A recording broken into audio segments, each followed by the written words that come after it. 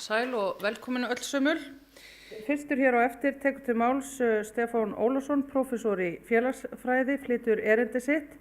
Stefán hefur rannsakað ójöfnuð á Íslandi, skiptingu tekna og eigna og að loknum fyrirlestri hans tekur hann sæti í pallborði en þar eru fyrir á fleti Guðmundur Jónsson. Hann er prófessor í sagnfræði við Háskóla Íslands og sérfræðingur í hagsögu. Þá er það Þórður Snær Júlíusson, ritstjóri Kjarnans og höfundur fjölda ítarlegra úttekta innlend og erlend efnahagsmál. Og svo Margrét Valdimarsdóttir, félags- og afbrotafræðingur, en hún hefur meðal annars fjallað áhrif ójöfnuðar á samfélög í sínum rannsóknum. Þrjú munu bregðast við fyrirlestri Stefáns og svo verður tekið við fyrirspurnum úr sal. Þeim á beina til pallborðsins í heild eða til einstaka þáttakanda þess og fólk í sal er bara vinsamlegast beðið að gefa með merki. Viljið að koma með fyrirspurnir og fundastýra áskilur sér svo að auki rétt til þess að gera athugasemdir verði fyrirspurnir meira í formi yfirlýsinga eða ræðuhalda frekar en spurninga. Þið ættuð öll að kannast við þetta allt saman. Og ég bið ykkur að gera veitingum hér, góð skil. Það er góð dagur í dag, sól úti, tekjubláð frjálsar verslunar komið út. Þannig að ég held að það sé bara ekkert því til fyrirstöðu að bjóða hér velkomin á svið. Stefán Ólafsson, prófessor, gjörðu svo vel.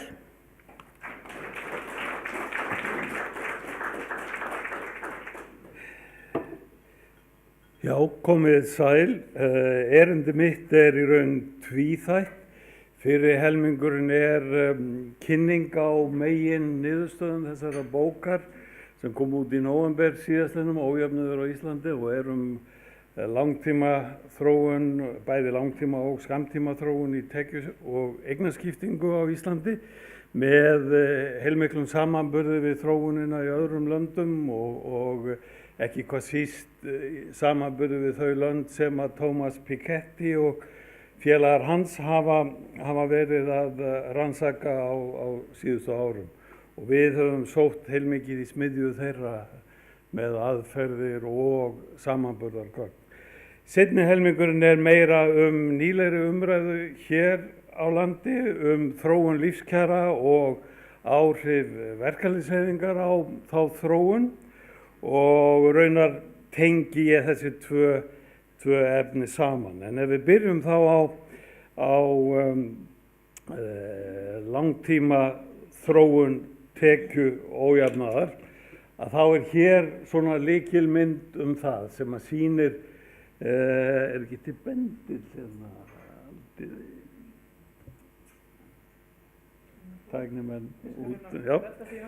Þessi mynd, hún sýnir sem sagt þetta samanburður á langtíma þróun tekju ójafnaðar á Íslandi og í Bandaríkjunum og það sem að línurnar sýna er hlutdeild tekjuhæstu 10% af heildartekjum heimilanna í viðkomandi löndum.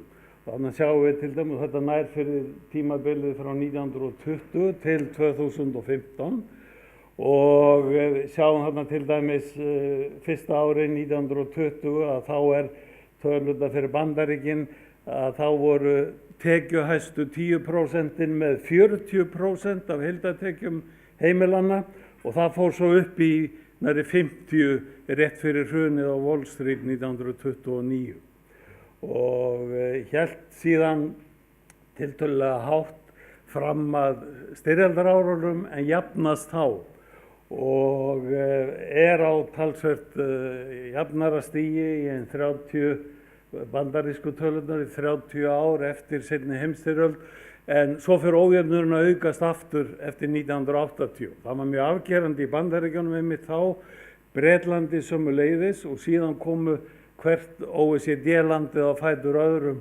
með vaxandi ójöfnuð í tekjuskiptingu og reyndar líka í eignaskiptingu.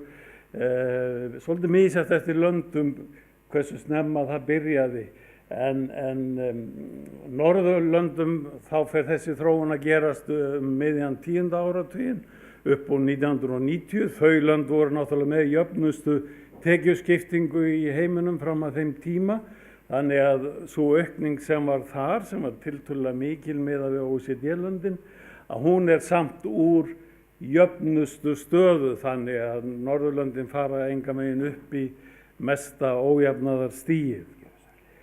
Íti ég þá á, já, flott, takk. Þannig að hér byrjar þetta sem sagt og við sjáum hvernig þetta þróast. Það koma smá bakföll þegar eru samdráttur í efnahagslífinu og þetta hérna kreppan sem byrjaði 2008 og svo hefur þetta bara haldið áfram að aukast í Bandaríkjunum eftir kreppuna.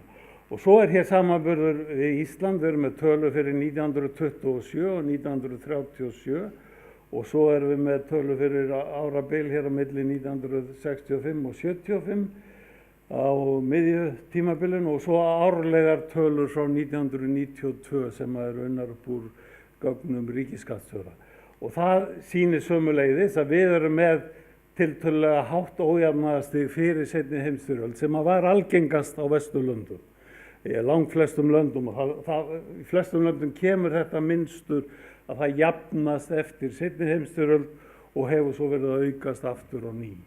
Og hérna hér hjá okkur þá þetta tímabili frá 1995 sem að ójöfnuðurinn fer að aukast umtalsvert og bara ef þið skoðið hraðan, við byrjum 15 árum seinna en Bandaríkin að auka ójöfnuðinn og ef þið skoðið þá brattan í þessu að þá sjáið þið að það meiri hraði í þessari aukningu á Íslandi heldur en í Bandaríkjunum.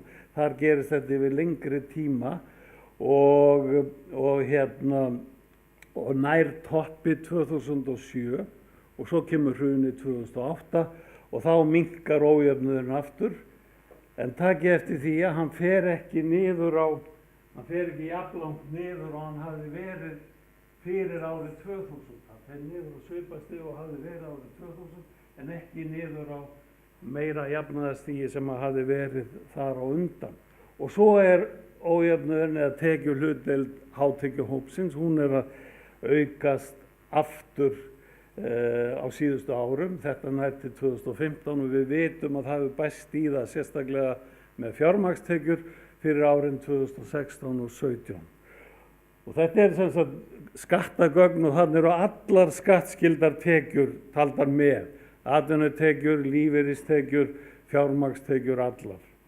Og ef við skoðum svo skammtímamyndina á þennan toppinn sem þarna á þessu tímabili frá 1995 til 2015 að þá eru hér sýndar fyrir 3 hópa mánaðartekjur, heildartekjur á mánuði fyrir skatta, fyrir tekjuhæsta 1% og hér meðaltali fyrir tekjuhæstu 10% og svo hér meðaltali fyrir hin 90%, alla aðra en efstu 10%.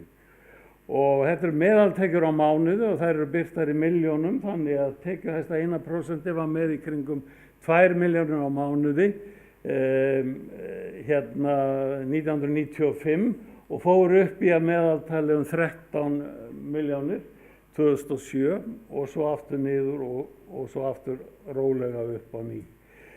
Og þannig að við sjáum bara á því sem að tölurnar súlurnar fyrir meðaltals mánaðartekjur á föstu verði, þetta fast verð, kaupmáttur heildarteknanna á verðlagi 2015 að tölurnar þær eru 0,289 sem að þýðir þá 290.000 á mánuði. Það fór jú upp í 480.000 2007-08 og lækkaði svo eftir hrun meðaltal fyrir þessi 90% framteljenda sem voru með lægstu tekjurnar, allir aðrir en tekjuhæstu 10%. Þannig að við sjáum bara á myndinni að það sem að gerast hjá hátekjuhópunum, það bara allt annað heldur en að gerast hjá öllum þorra almennings. Og þó að það hafi verið hækkanir hér í þessu sem var kallað góðæri bólutímans, að þá eru þær bara hverfandi litlar með að við það sem að gerast í hátekjuhópunum. Og hér þetta betur sýnt prósentubreytingar á þessum sömu heildartekjum fyrir skatta og hér erum við með lægstu 10%, lágtekjufólki, það eru þeir sem að eru hérna við fátæktarmörk og þar fyrir neðan.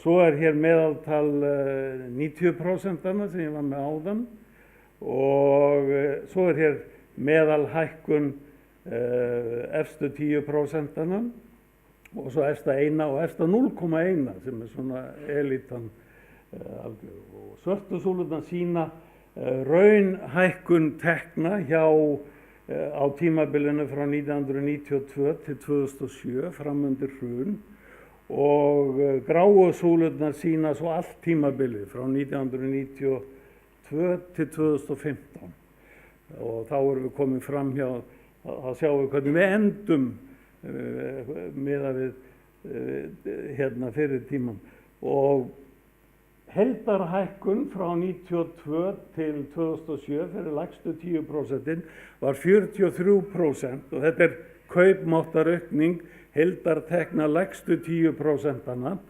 og það telur sig út í að vera 2,9% meðalaukning kaupmáttar á ári og fram til 2007 og hjá lægstu 90% var meðalaukningin á ári 4,4% og efstu 10% 14% og talsvert hærra hjá hinum hópunum svo. Þannig að hérna þarna alveg ljóst að hvað snertir þessar heildarskatttekjur og það svolítið annað en laun eða launataxtar, ég vil ítreka það, við komum nú betur á því á eftir, en hérna það sem sagt þetta sýnir að heildartekjuþróunin þannig að því neðar sem þú ert í stiganum þeim minna jukust tekjurnar á þessu tímabili, hvort sem miðað við fram að hruni eða til 2015. Breytingarnar voru allar minni eins og gráu súlurnar sína til 2015 en það samt með sama mynstur, mesta aukningin í hæstu hópunum og minnst hjá lægstu 10%. Og þetta það sem á bak við ójafnaðar þróunina og við beittum þeim aðferðum sem eru notaðar á alþjóðavettvangi í rannsóknum á tekjuskiptingu til að greina áhrifaþættina sem eru á bak við þessa þróun til að fá skýringarnar og fórum í gegnum, beittum þessum aðferðum Piketty og félaga OECD og fjölda fræðimanna og fórum í gegnum alla þætti og það sita 2 þættir eftir sem eru lykil skýringarnar á þessari þróun á Íslandi og það annars vegar fjármálavæðingin sem bjóð til gríðarlega aukningu á fjármagnstekjum og hins vegar skatta- og velferðarstefna stjórnvalda sem ein og sér jók ójöfnuðinn. Vöxtur fjármálateknanna skýrir það bil 2/3 af ójöfnuðaraukningunni en skatta- og velferðarstefna stjórnvalda skýrir það bil 1/3. Og það sem sagt í aukna ójöfnuðinum fram að hruni og svo þegar það jafnast aftur eftir hrun þá eru hlutföllin eins.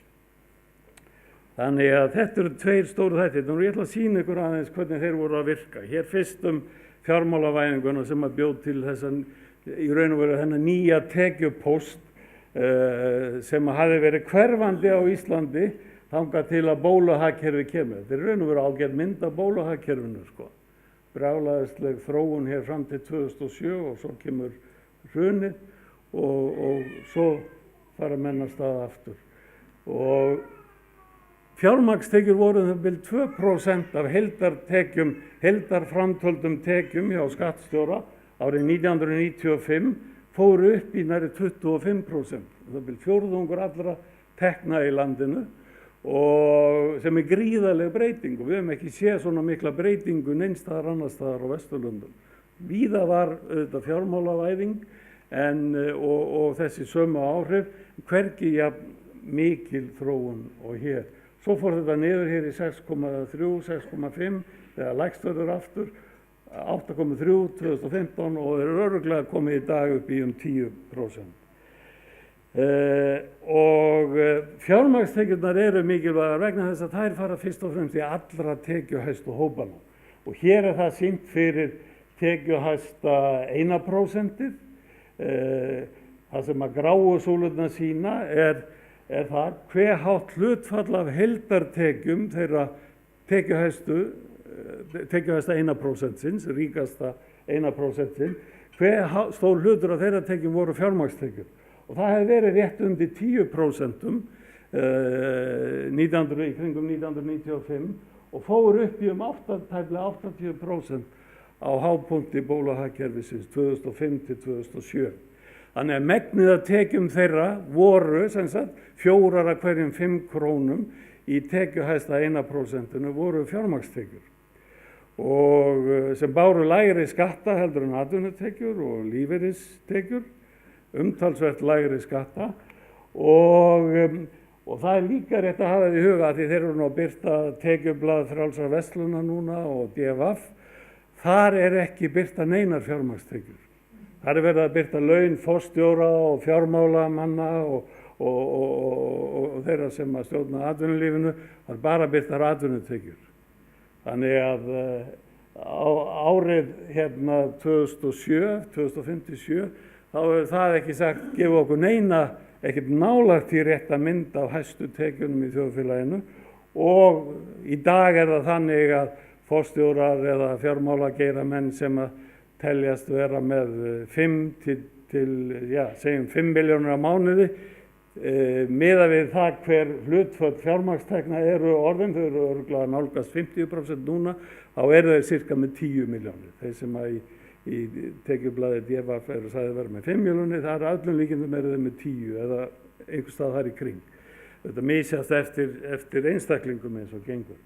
Þannig að, og hér hlutur fjármagnstekna hjá tekjuhæstu 10%, fer upp undir 50%. Þannig að þetta fjármálaævintýri var bara fyrir yfirstéttina, það var bara fyrir ríkustu 10%. Það voru þau sem voru að græða á þessu og þetta stóra skýringin á bakvið hinn aukna ójöfnuð. Lægstu 90% voru með fjármagnstekjur sem hluta af sínu tekjum meira og minna stöðugt. Hér svona 3–7% og hér út í gegn hækkaði aðeins eftir hrun þegar farið að telja vaxtatekjur betur fram til skatts og verðbólgan héldu upp vextina en þannig að fjármálavæðingi snerti ekkert nema bara þennan topp og hitt sem að hinn þriðjungurinn sem að skýrir þessa ójafnaðarþróun var sem sagt skatta- og velferðarstefnan, skatta- og bótastefnan.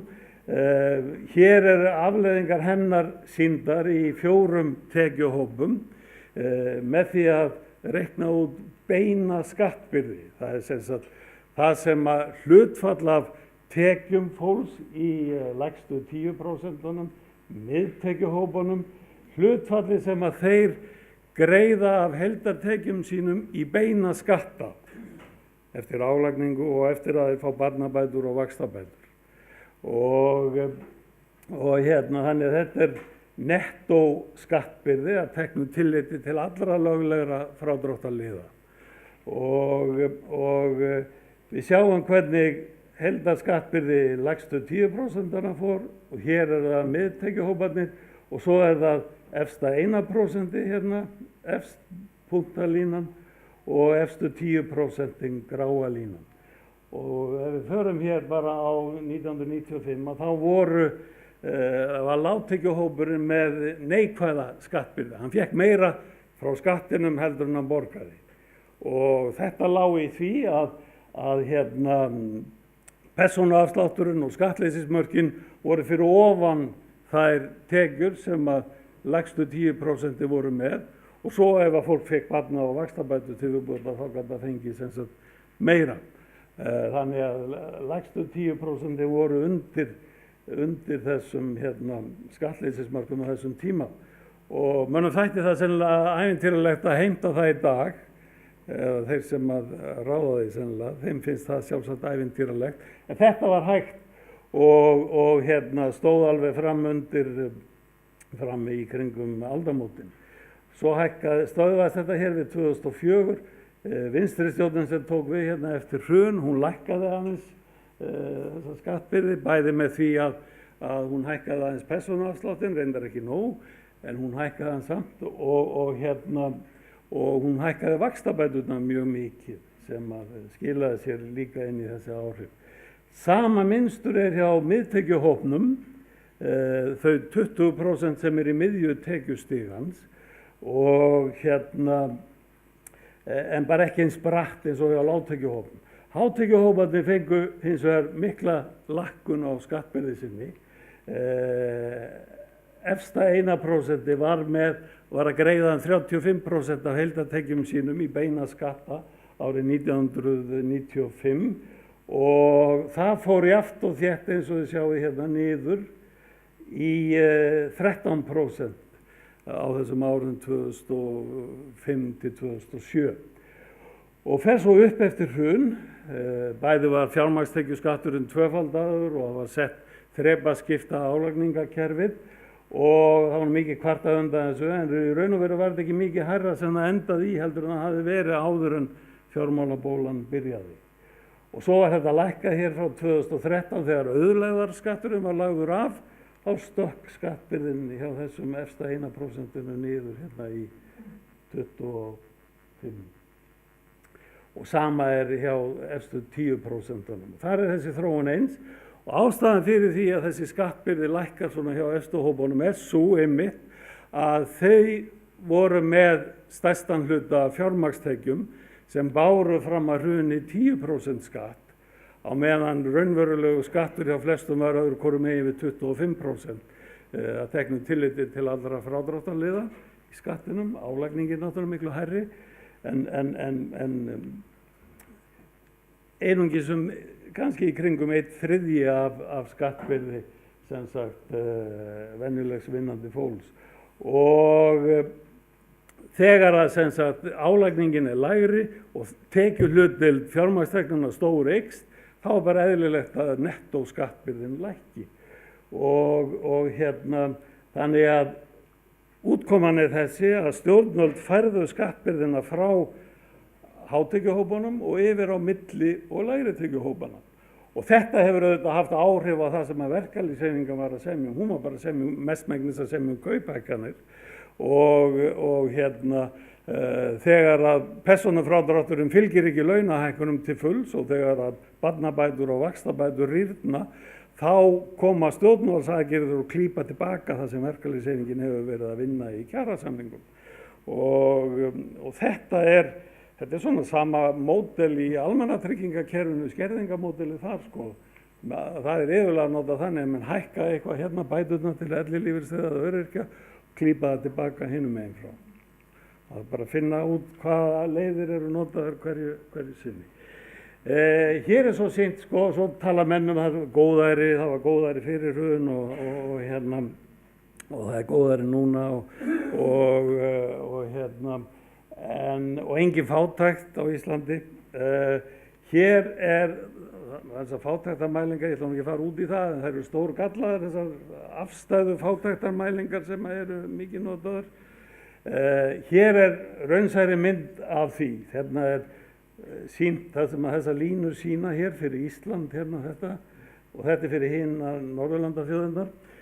Hlutfall íbúa í viðkomandi löndum sem segja að þeir eigi mjög erfitt með að ná endum saman í daglegu lífi sínu, daglegum rekstri heimilana. Og við vorum talsveit hærri hérna 2004, það fór lækkandi hér fram undir hrun og svo þegar hrunin kemur og kreppan þá stóreykst þetta og hefur komið niður. Hérna 2015 það þó ekki komið lengra niður en þetta.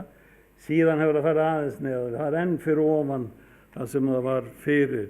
Og þetta partur af því sem að skýrir að hluta af því sem að óánægju í lágtekjuhópum fyrir utan aðra þætti eins og sem að koma frá húsnæðismarkaðinum. En þá ætla ég að skipta svolítið þessa umræðu kjara þróun til lengri tíma og áhrif verkalýðshreyfingarinnar á hana.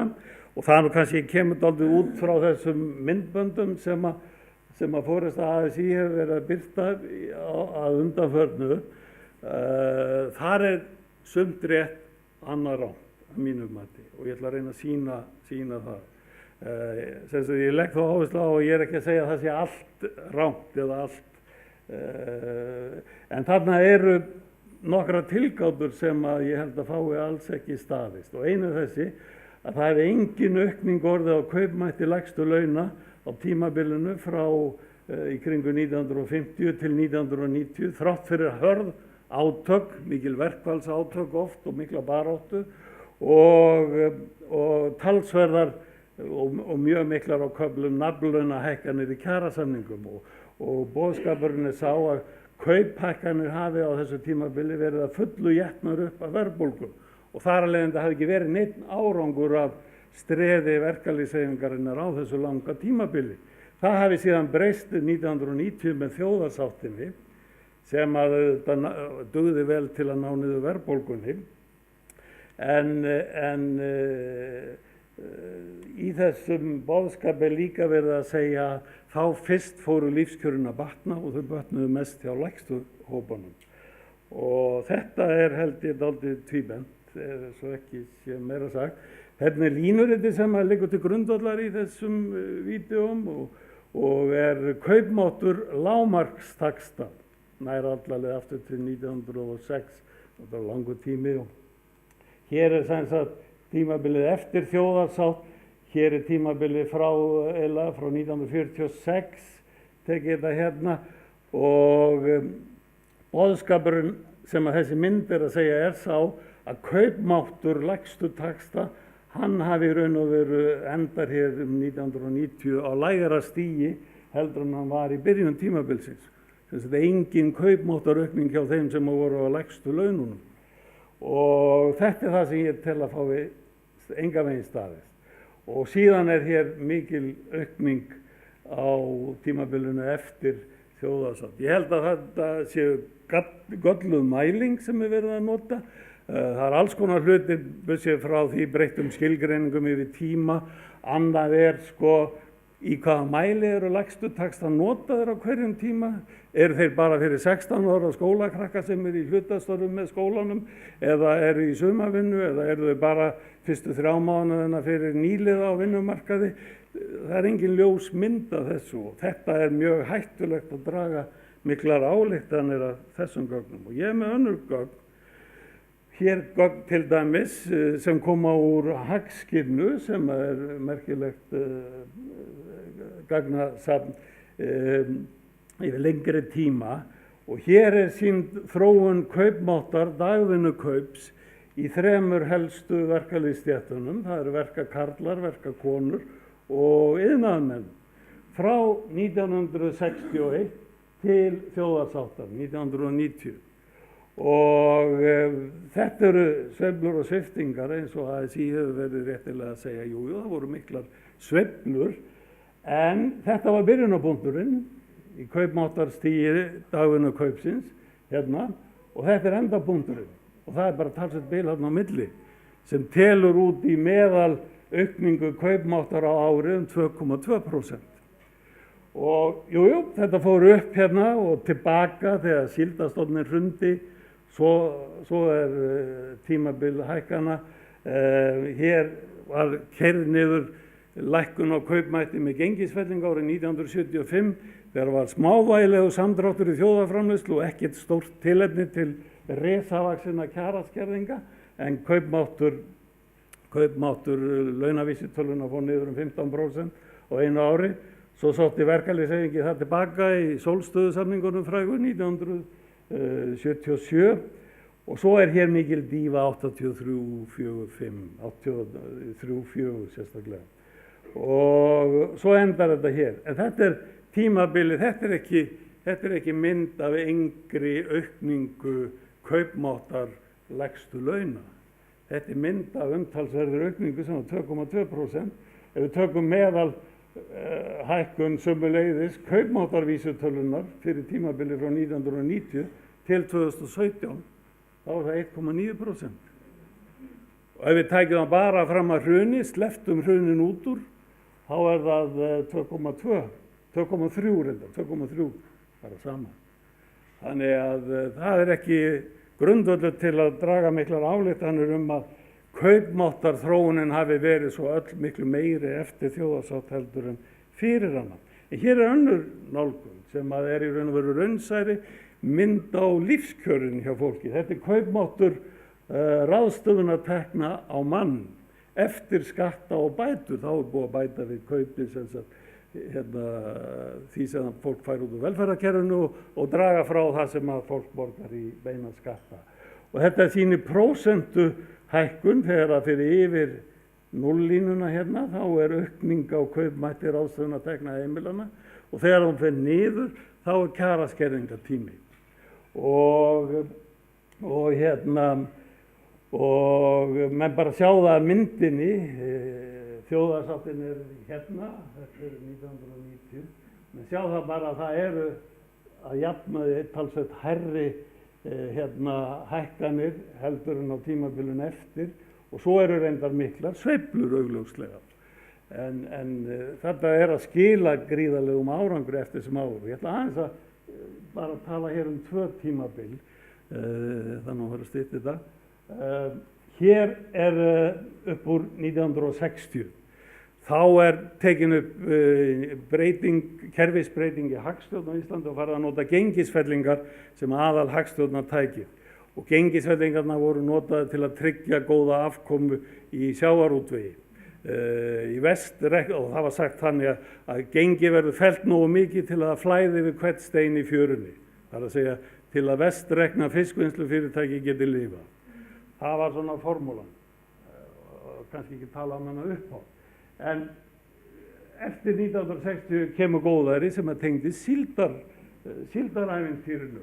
Og það koma hérna mörg ár hagvaxtar, mikils hagvaxtar og kaupmáttur ráðstöfunartekna eykst hér og það oft hörð átök á þessum tíma og allsherjarverkföll kannski annað hvert ár skilaði sér í þannig að það var mikil fyrirstaða gegn kauphækkunum en þetta skilaði sér í mikilli kjarabót eftir sem áður og til dæmis 1965 var samið þessa byltingu sem voru bygging 1200 íbúða upp í Breiðholti fyrir meðlimi í verkalýðsfélögunum og fleiri félagsmálapakka og slíkt. En svo hrynur síldarstofninn og þá því mætt með 2 stórum gengisfellingum sem að hleypa verðlaginu upp í hæstu hæðir og skerða kaupmáttin eins og hér kemur fram.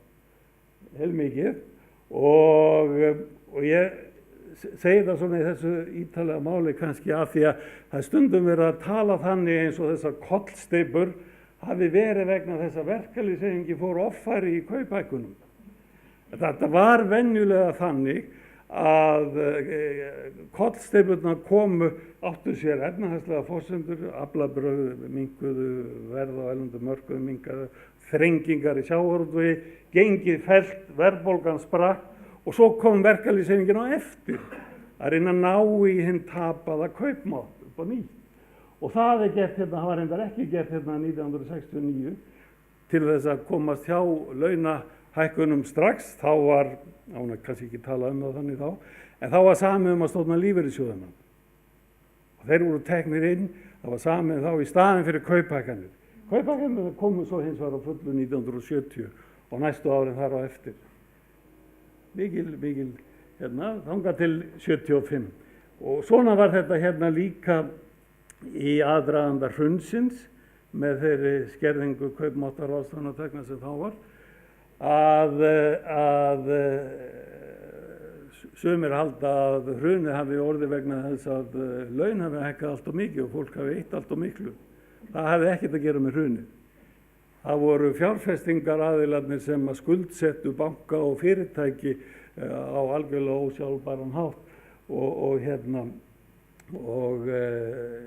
svo féll gengið þegar að það kemur skerti kaupmáttinn og launþegahreyfingin hefur satt að segja að verið bara ósköp hófsum og rólegi að sækja þetta tilbaka. En það hefur verið talsverðar hækkanir auðvitað 2014 til 16 en ekkert sérstaklega hratt farið miðað við fyrri tímabil. Og við getum skoðað þetta á sama máta með einkaneyslunni, hvernig einkaneyslan jókst. Hérna sýnd árleg þróun hennar á tímabilinu fyrir þjóðarsátt og hér eftir þjóðarsátt, og hér það bara tekið saman meðaltalshækkun á kaupmætti ráðstöfunartekna fyrir þjóðarsátt á tímabilinu frá 1955 til 1990, 3,9%. Meðalaukning einkaneyslu, magnaukning einkaneyslu á föstu verði á hverju ári 4,3%. Sömu tölur fyrir tímabilið eftir þjóðarsátt 1991 til 2016, 2% kaupmætti ráðstöfunarteknanna, væri hærra ef hrunið hefði auðvitað ekki komið, og einkaneyslan 2,5, þetta bara samræmi í þessum tölum þarna.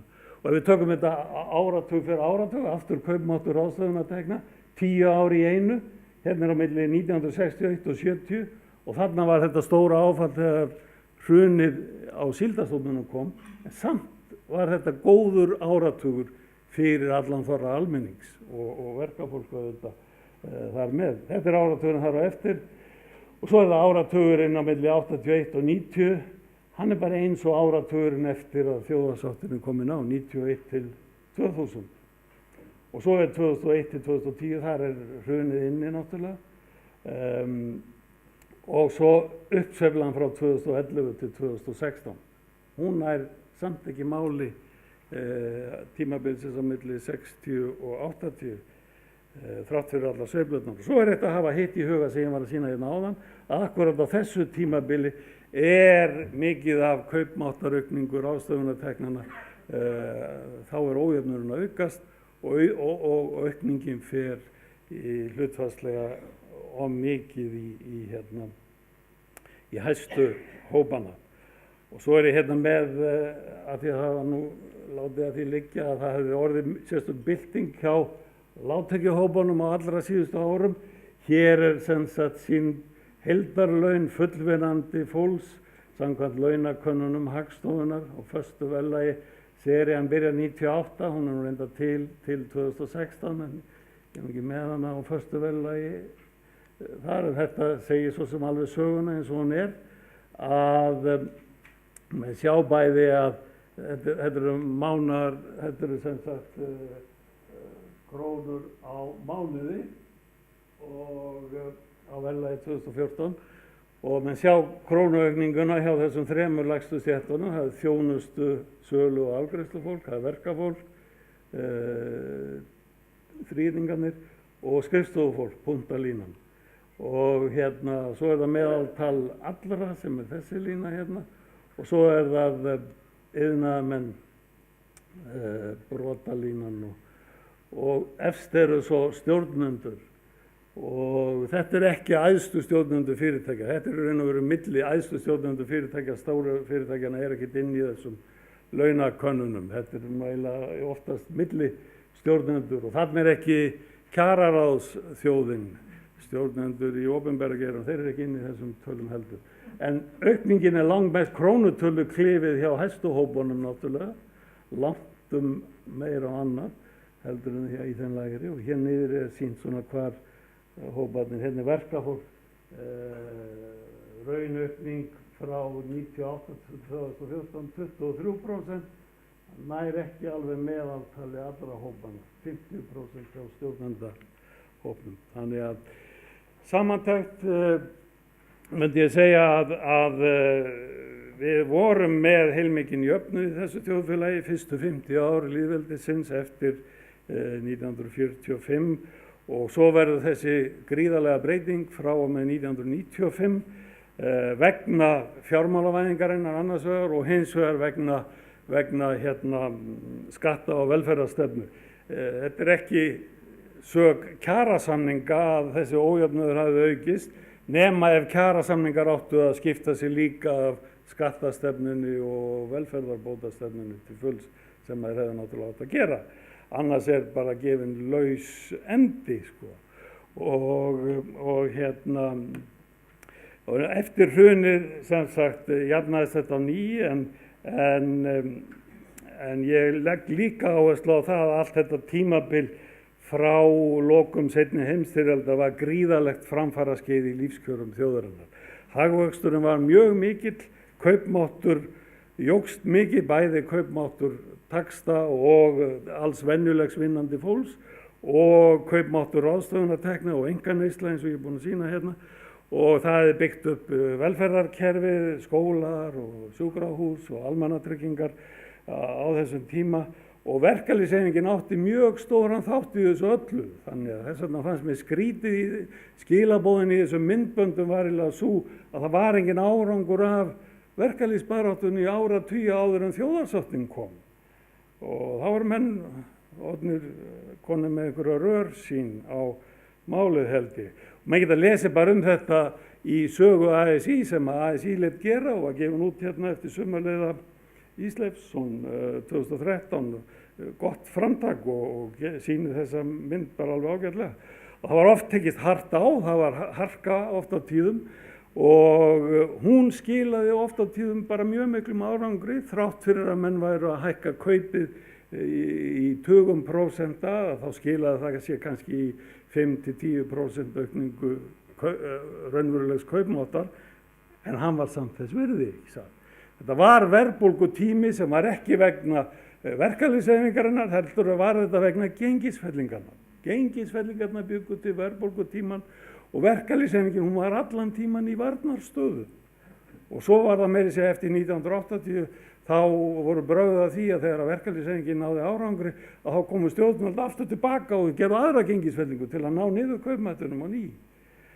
Og þessu vildu menn þetta losna út úr með þjóðarsáttinni og hún skilaði sínum góð árangri að ná niður verðbólgunni og ger ekki lítið úr því. En verkalýðshreyfingin hún hins vegar lét stjórnvöld komast upp með allt og mikið af því að skemma árangur kjarabaráttunnar og þetta er ASÍ líka að segja og við erum með þetta alveg algjörlega sammála það en þetta var að gerast alveg frá 1995, þetta var ekki að byrja fyrir nokkrum árum. Þannig að leksían stóra myndi ég segja er svo að kjarasamningar þurfa að vera miklu meira á varðbergi gagnvart því sem að yfirstéttin er að gera. Er hún að semja við allan þorra vinnandi fólks að launa aðhald en fer svo bara sjálf inn á einhverja hraðbraut fjármálageirans, stofnar einkahlutafélag og breytir sínum atvinnutekjum í fjármagnstekjur og borgar lægri skatta en hinnir. Þetta þarf að taka fyrir ef að menn ætla að vera með eitthvað samkomulag og svo þarf að hafa líka kontról á að stjórnvöld sé ekki að grafa undan forsendum þessara breytingar. Takk fyrir.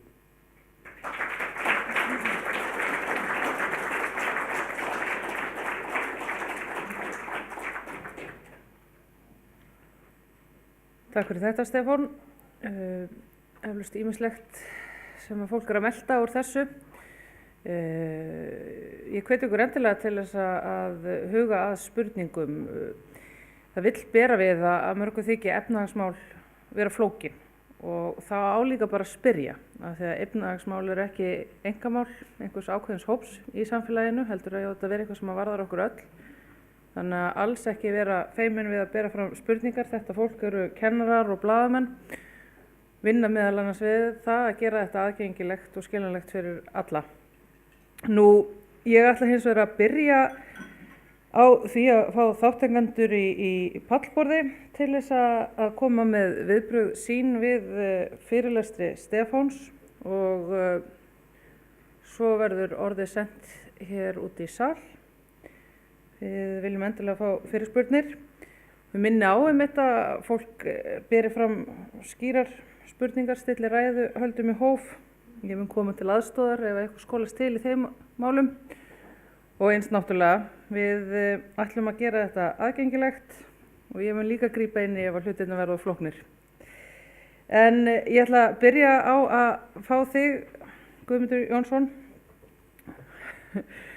Þú ert sérfræðingur í hagsögu og nú náttúrulega engum blöðum að frétta að það sem að Stefán er að segja hérna er víða umdeilt, það er ekki allir á sama máli og er ekki sammála rannsóknum hans og niðurstöðum.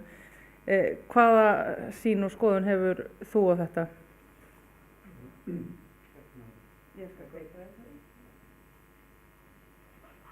Já, ég vil nú bara byrja á því að þakka Stefáni fyrir mjög upplýsandi erindi og bókin hans og Arnalds þróun ójöfnuðar á Íslandi. Þetta er náttúrulega grundvallarrit sem leggur alveg upp umræðu mjög mikið á Íslandi þróun tekjuskiptingar og eignaskiptingar og er grundvöllur fyrir upplýstri umræðu þessi mál. Og þetta hefur verið stór pólitískt mál mjög lengi. Stefán er ekki að byrja á þessu núna. Við munum þessum að það voru heilmikil átökum bara svona einfaldar staðreyndir málsins fyrir svona 10-15 árum síðan. En nú er að komast meiri svona, ég var að segja, sammæli það hverjar staðreyndir málsins eru og hvernig maður skýrir þennan vaxandi ójöfnuð. Það voru alls ekki allir á því að ójöfnuð færu vaxandi fyrir svona 15 árum síðan. Þannig að þetta er mjög mikilvægt rit og mikilvægt að menn kynni sér efni þess og mér finnst mjög gagnlegt að sjá hvernig þeir félagarnir útskýra hvernig stóð á því að Ísland fór þessa braut og ég er í öllum aðalatriðum sammála því hvernig hann leggur upp efni og að hvaða niðurstöðum þeir koma varðandi svona langtíma þróun jafnaðarins eða ójafnaðarins á Íslandi. Það eru þarna nokkur atriði sem að ég er ekki alveg sammála Stefáni og það er svona meira aðferðafræðilegs eðlis og það er mjög mikilvægt að maður sé með aðferðirnar á hreinu og viti á hvaða gögnum maður byggir og að maður noti samstæðar eða sambærileg hugtök til þess að meta þróun yfir langan tíma. Þannig að það sé sambærilega hugtök sem við erum að nota. Nú eitt atriði í þessu hjá Stefáni er það sem hann kallar mesta jafnaðar þjóðfélagið. Ég var dálítið hissa þegar hann fór að tala það að Ísland var bara eitt mesta jafnaðar þjóðfélag hér á Norðurlöndum og þó víða væri leitað. Og ég velti fyrir mig hvernig ég kemur ekki alveg heim og saman við þá mynd sem ég hef gert mér af samfélaginu. Og þetta, hann og þeir félag komast að þessu með því að hafa svona punktagögn fyrir ákveðin ár fram til 1980 sem að benda til þess að tekjuskiptingin á Íslandi er tiltölulega jöfn miðað við önnur lönd. En ég vil segja það, í fyrsta lagi eru þessi gögn mjög takmörkuð og ekki sambærileg við síðari tímagögn fyrir utan það að öll þessi gögn byggja á skattaupplýsingum. Skattkerfið á Íslandi, sérstaklega í gamla daga, það er batnað að mörgu leyti, við getum deilt það hvort það sé réttlátt. En bara skilvirknin og upplýsingagjöfin í sambandi við það er miklu meir en áður var. Fram yfir 1980 var stór hluti tekna ekki talin fram. Og sérstaklega hjá þeim sem eru tekjuháir. Ég er ekki bara að tala fjármagnstekjur eins og vaxtatekjur sem að bankarnir neituðu að gefa upp gagnvart skattyfirvöldum í nafni bankaleyndar, heldur líka alls konar siðir eða ósiðir sem að viðgengust í sambandi við framtal tekna og það heyrði til undantekninga. Það var mjög fátítt að fyrirtæki skiluðu rekstrarafgangi. Þetta var upp til hópa fjölskyldufyrirtæki og menn borga ekki tekjuskatta af því sem ekkert er á framtali. Álagningin var tilviljunarkennd hjá skattayfirvöldum, þau viðurkenna það alveg. Það var stórum hluta bara sumir hópar samfélagsins voru bara svona áætlaðir, slumpareikningur hjá skattayfirvöldum og svo framvegis. Þetta er allt hægt að lesa í mjög góðri bók sem var gefin út fyrir 2-3 árum þróun skattakerfisins á Íslandi. Þannig þegar ég sé gögn skatta og tekjudreifingu á grundvelli skatta, framtalna skatta á Íslandi, fram undir lok 20. aldar, þá er ég mjög efins. Kem þess að framfæri við Stefán. Annað mál varðar þessa, söguskoðunum það hvort að þróun kaupmáttar hafi aukist fyrir eða eftir þjóðarsáttina. Þetta er auðvitað líka stórt mál og þarna komum við aftur að gögnunum, það sem mér finnst skorta á hjá Stefáni að hann ber ekki samskona tölur út í gegn.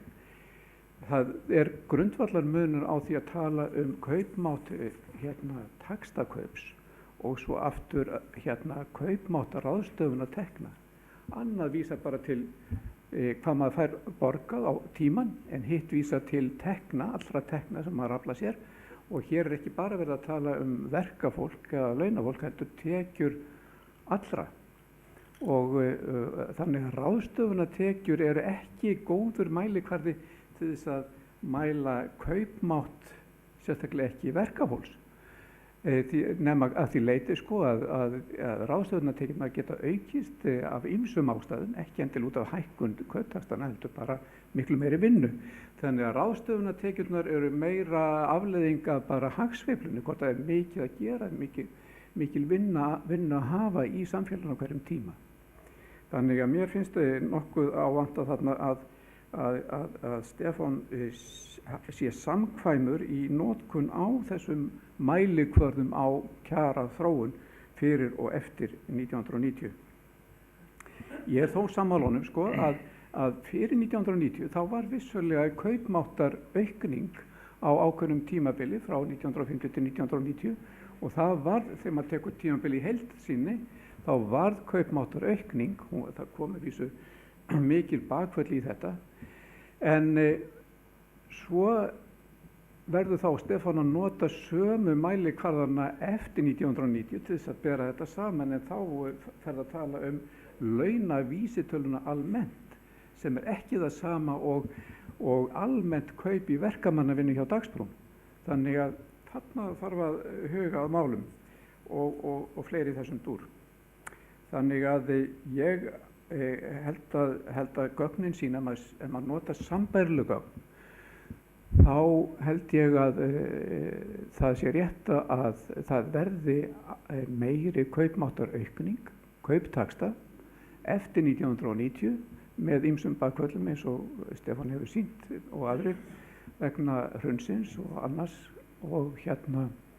En hvaða ályktanir maður dregur af því sem sagt aðferðir við samninga, kjarasamninga, það er svo annar handleggur. Já, það er svo margt sem kemur til sem hefur áhrif á kaupmáttaþróunina annað en kjarasamningarnir sjálfur. Takk fyrir þetta, Guðmundur. Þá að þér, Þórður, þú hefur skrifað mikið efnahagsmál. Ég vil endilega heyra þínar hugleiðingar á því efni sem að Stefán setti hérna fram. Takk fyrir það. Það er nú kannski viðeigandi að við séum hérna að ræða þessi mál á sama tíma og ríkisstjórnin er að ráðast í sínar stærstu skattkerfisbreytingar, það sem af er kjörtímabili, sem felast í því að lækka veiðigjöld og útgerðir. Líka viðeigandi að þau eru nýútkomin tekjublöðin sem sýna það launaskrið sem er að eiga sér stað í völdum atvinnugreinum. Við þekkjum öll umræðuna sem við erum þá að hópa sem hafa tekið út 20% launahækkanir í gegnum ákvarðanir kjararáðs, sem síðan á móti fekk launahækkun fyrir að vera í kjararáði.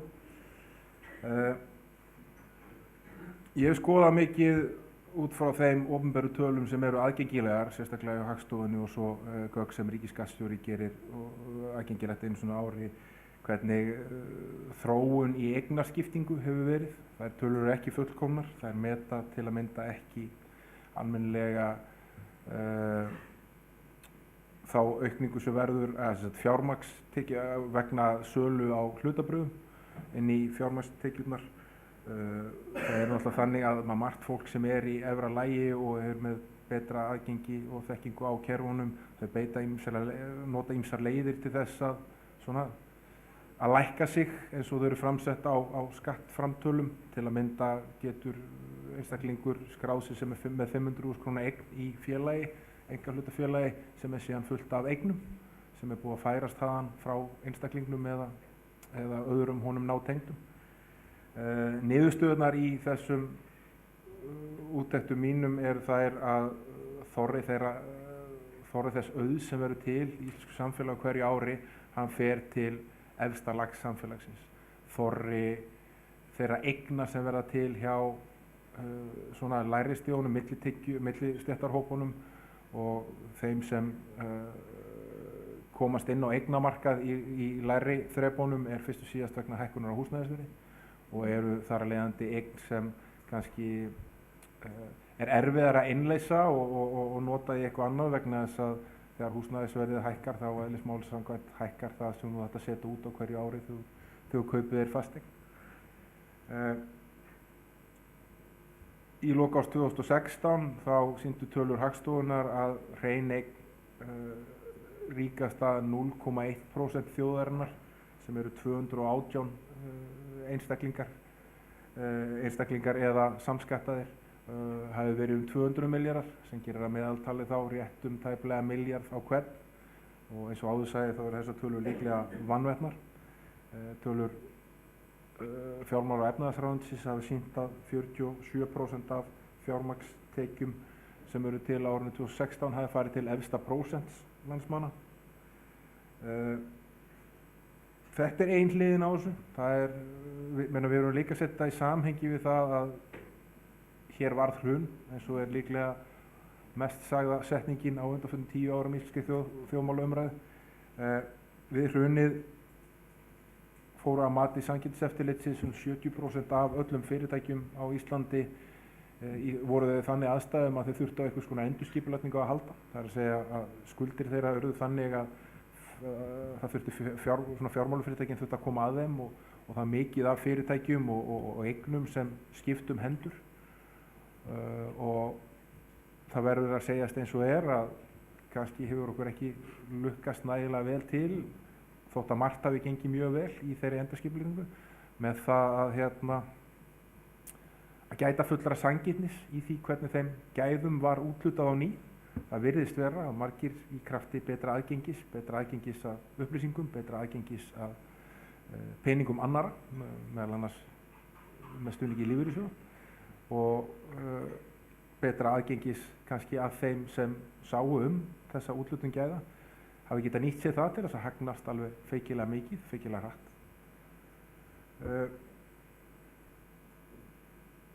Stefán talaði töluvert breytingarnar sem hafa orðið á skatta- og velferðarstefnunni, satt svona millifærslukerfunum sem við erum með. Á undanförnum áratug höfum við séð það að millifærslukerfin hér á landi og sérstaklega ef við lítum lengra aftur í tíman þá þetta nú þannig að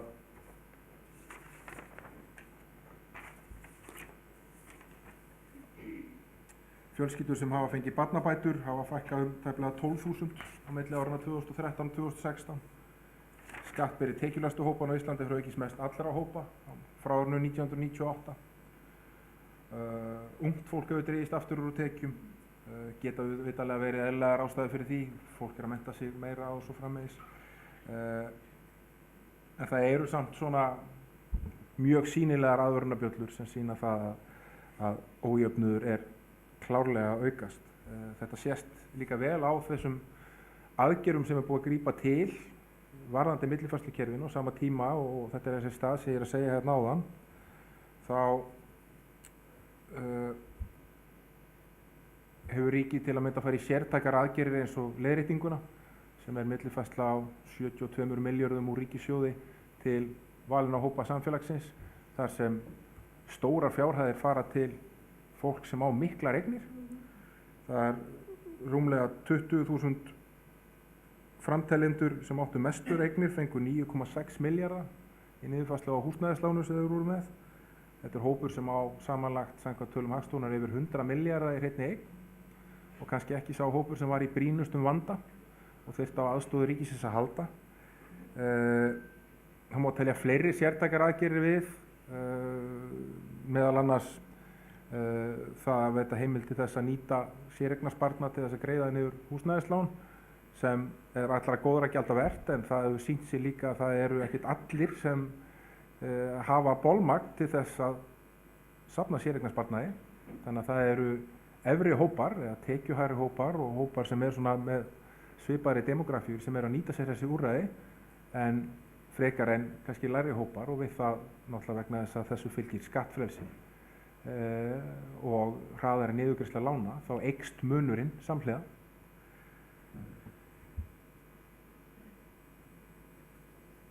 Allt þetta einhvern veginn finnst mér svona, svo við förum aftur það sem ég byrjaði, kristallast í þeirri aðstöðu sem við erum í akkurat í dag. Við erum í mikilli efnahagsuppsveiflu, það er bara hagvöxtur hér ár eftir ár eftir ár, verðbólgan er búin að vera mjög stöðug, það eru mörgu leyti búið að vera fínar aðstæður, en samt eru að horfa upp á meiri ólgu í verkalýðshreyfingunni en ég man nokkru sinni eftir frá því að ég kom svona til vits og ára. Þótt ég hefði verið fæddur á 9. áratugnum, þá man ég nú ekki mikið eftir átökunum sem áttu sér stað þarna fyrir þjóðarsóttina. Það er nýbúið að fara fram sveitarstjórnarkosningar þar sem stjórnmálaafl sem er að taka stöðu með lægst settu hópum samfélagsins er einn af þeim sem kom mest á óvart og náði mesta fylgið umfram það sem spár gerðu ráð fyrir. Við erum með allar kannanir sem sýna það að fólk sem er raunverulega fast, til dæmis á leigumarkaði, 80% þeirra vill geta keypt sér húsnæði, vill fara inn í séreign, en getur það ekki og er að borga, stórir hópar þar er að borga meir en helminginn af ráðstöfunartekjunum sínum í húsnæðiskostnað. Og það er einhvern veginn meiri ólga en maður hefur upplifað áður, svona undirliggjandi, og það er augljóst að það er ekki allir að njóta veislunar, það er ekki allir að borða jafnstórar sneiðar af köku og það eru ansi margir sem virðast þurfa að láta sér mylsnurnar af góðu verða. Í þessu ljósi er samt sem áður orðræðan hjá mörgum hópum þannig að þessir hópar eiga að bera ábyrgð á stöðugleikann, eiga að sýna hófsemi í kröfum launahækkanir í þeim kjarasamningum sem eru framundan og þeim kjarabaráttu sem er framundan. Á sama tíma á þeir sem eru að biðja þá að sýna hófsemi eru búin að fá eða taka sér 20% af launahækkanir, eru hluti af eignarhópum sem hafa stór aukið eignir sínar í þessari miklu uppsveiflu sem hefur átt sér stað, sem hinir hafa ekki upplifað. Þannig að svona að í þessu tilliti þá held ég að svona fundur eins og þessi og svona yfirferð eins og Stefán átti hér áðan sé mjög mikilvægt innlegg inn í þjóðfélagsumræðuna. Takk. Þórður Snær, takk. Lokum, Margrét Valdimarsdóttir, þú ert félags- og afbrotafræðingur og setur þig kannski upp aðeins önnur glerugu þegar þú horfir á þær niðurstöður og þá þróun sem hefur átt sér stað og Stefán sýndi fram á hérna áðan. Já, mér langar að byrja á að þakka Eflingu fyrir að bjóða mér að taka þátt í þessum panel. Þetta er einmitt mikilvægt umræðefni og bókina Stefáns mjög mikilvægt innlegg inn í þessa umræðu og takk fyrir fyrirlesturinn Stefán og Guðmundur og Þóruður, mjög áhugavert. Já, mig langar bara að byrja á að tala um þessa í framhaldi af því sem Þóruður var að tala um, þessa umræðu að ef að kjör lægst settu eða þeirra sem eru verst settir í þjóðfélaginu, ef að kjör þeirra er að bætast eða að aukast lítillega, að kjör þeirra er að verða aðeins betri, þeirra sem eru fátækastir, að þeir eru að fá aðeins meira, að þá skipti ójöfnur í sjálfu sér engu máli, að ójöfnur sé jafnvel bara jákvæður að því hann auki samkeppni og svona auki þróun, framþróun og ef að fátæku hafa aðeins meira, að þá sé þetta nú allt í góðu lagi og það sé jafnvel bara hollt fyrir samfélag. Og mér langar að segja það að þessi orðræða nýfrjálshyggjunnar og þessi umræða er í engu samræmi við fjöldan allan af rannsóknum sem hafa verið að birtast á svona síðustu 2 áratugum sem sýna allar það sama að óháð fátæktinni sjálfri að þá hefur ójöfnuður, þar að segja bilið á milli fátækra og ríkra í samfélaginu, alveg gríðarleg neikvæð áhrif og það er í raun og veru ekkert sem tengist lýðheilsu þjóða eins sterkt og ójöfnur og þá neikvæðan hátt dregur úr almennri heilsu þjóða og þá erum við að tala óháð menntun, óháð vergri landframleiðslu og fátæktinni meiri sjálfri. Og það ekkert sem ýtir eins mikið undir glæpi og ofbeldi, og það kannski svona mitt svið og það sem ég hef mest verið að skoða, og ójöfnuður, efnahagslegur og félagslegur ójöfnuður og dregur úr pólitískri þátttöku og svo framvegis. Þannig að og af hverju þetta? Af hverju það ekki bara fátæktin sjálf sem skiptir máli?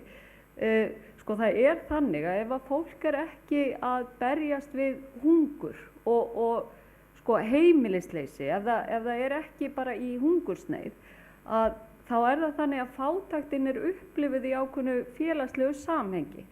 Og í þessu samhengi langar mig að nefna að sko það hafi gerðar rannsóknir á Íslandi þar sem að krakkar, börn og unglingar, íslenski krakkar skoðaðir sérstaklega, og þessar rannsóknir sýna það að sko fátækir krakkar sem búa í hverfum þar sem að flesti krakkarnir eiga vel stæða foreldra, þeim líður vel.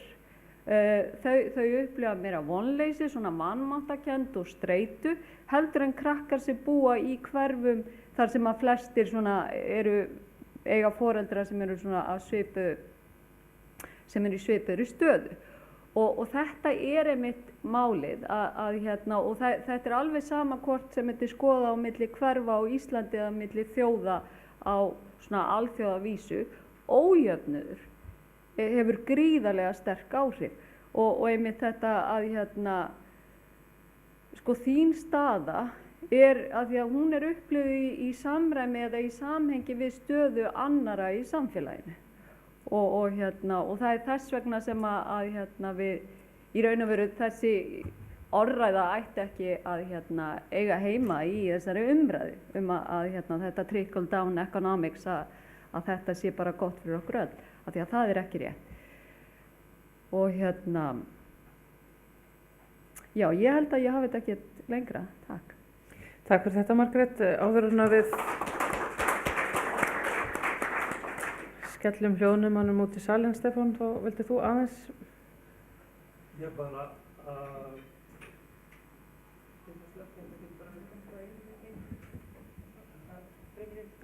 bara aðeins að nefna eitt sem að Guðmundur, ég þakka öllum fyrir áhugaverð og fín ummæli og gagnleg. Eitt sem að Guðmundur nefnir aðeins bara að bæta við það, að hann var að tala um að það sé lítið eða oft á tíðum erfitt að byggja á skattagögnum og það auðvitað þannig og sérstaklega eftir því sem að við förum lengra aftur í tíman og þetta alveg rétt og þetta þekkt vandamál hjá Piketty og félögum, þeir að nota svona gögn og hins vegar með ýmsar aðferðir til þess að tekka þessi gögn af út úr þjóðhagsreikningum og öðru en megin niðurstaðan áhrif þess að nota skattagögn í mælingum á ójöfnuð yfirleitt sú, bæði fyrr og síðar, að þau gögn vanmeta fyrst og fremst hæstu tekjurnar, eins og Guðmundur enda sagði. Og það almennu fyrirvari sem við erum með á okkar niðurstöðum, að við teljum að það gefi alveg ágætis mynd, sérstaklega þetta tímabil frá 1992 til nútímans, fyrir allan þóra almennings, en það vantar inn í þetta drjúgan hluta af hæstu tekjunum. Og sérstaklega allar tekjur sem fara í erlend skattaskjól, það eru fyrir utan þetta.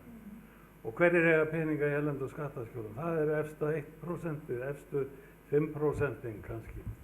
Þannig að þar vitum við, manni finnst nú myndin kannski alveg nógu slæm eins og hún en fyrirvarin sá að það vantar einhverjum inn í allra efstu tekjurnar. Takk fyrir. Já, og kveikja hérna. Það eru fyrirspurnir út í sal. Mér langar, gerðu svo vel, þarna Jú, endilega, kynnið ykkur, þið megum mjög gjarnan standa líka upp.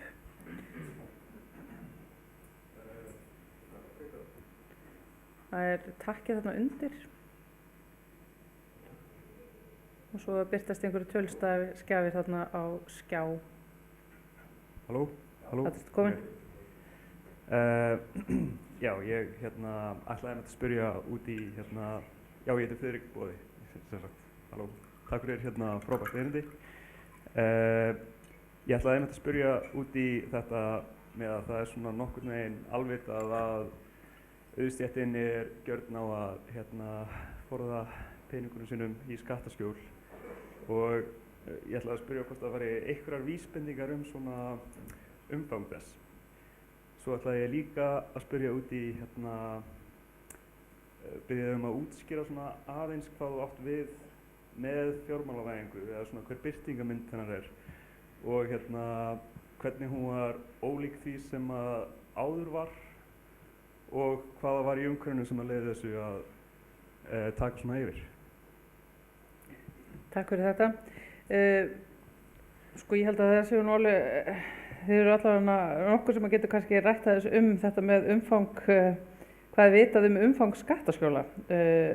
Þórður, þetta er sérlegt áhugamál þitt ef ég veit mann rétt. Já, ég ætla nú bara svo ég verði með töluna alveg á hreinu að flettin upp.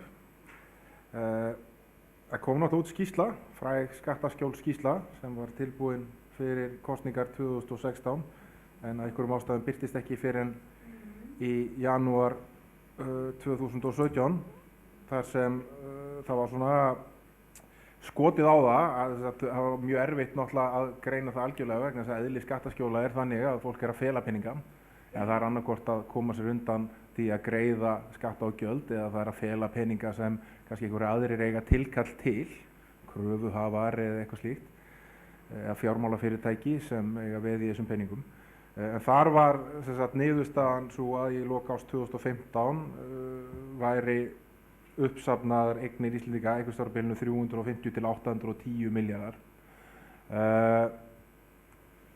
Þetta er náttúrulega valinn hópur sem getur nýtt sér þetta. Á Íslandi var þetta þannig að það fóru allir þessir bankar þegar fjármálavæðingin, eins og Stefán kallaði það hérna áðan, réttilega, átti sér stað. Það fóru allir íslensku bankarnir að stunda stórfelld viðskipti gegnum Luxemburg fyrir marga af sínum kunnum og varst í efsta lagi kunnahópsins hjá þeim. Þá gastu gert það í gegnum Luxemburg og þar var boðið upp á þjónustu það að stofna svona aflandsfélög sem þá þjóna þessum tvennum tilgangi, það er að segja annars vegar að fela peninga frá þeim sem er tilkall til þeirra eða svona stuðla því sem er á fínu máli nefnt skattahagræði en felst náttúrulega í því bara einfallega að reyna að greiða sem minnsta skatta og gjöld af því sem þú átt.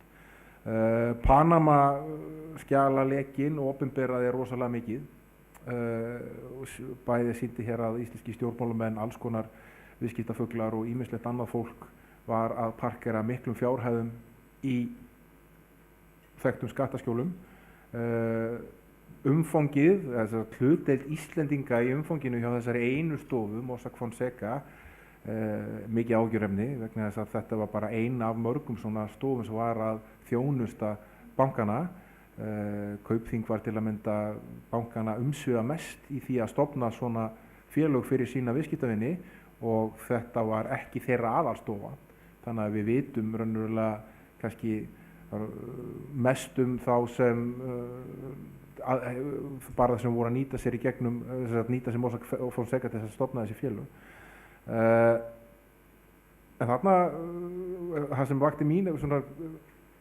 vakti mestan óhug hjá mér, heldur í sambandi við allt saman, er það að það er ekki nóg með að maður sá umfangið hversu mikið af fólki á Íslandi var að forða peningunum sínum út með þessum hætti og var þar með ekki að taka þátt í gengisfallinu eða öðrum búsífum sem við erum fyrir og tókum út í gegnum vasan. Þetta er bara venjulegt launafólk sem lifir mánuði til mánaðar hérna á Íslandi. Heldur var það að koma aftur tilbaka með þessa peninga. Það var náttúrulega sett höft hérna á Íslandi og fór ekki hver sem hérna tilbaka. En það var Seðlabankinn sett upp leiðir, meðal annars fjárfestingaleið Seðlabanka Íslands, sem gerði þeim sem vildu fjárfesta á Íslandi mögulegt að koma með peninga og fá virðisaukningu á þá peninga og Seðlabankinn hefur viljað upplýsa eins lítið þessa leið og hægt en þetta eru tugir milljarðar sem fara þarna inn. Það er fullt af Íslendingum sem eru búin að fara með peninga þarna í gegn.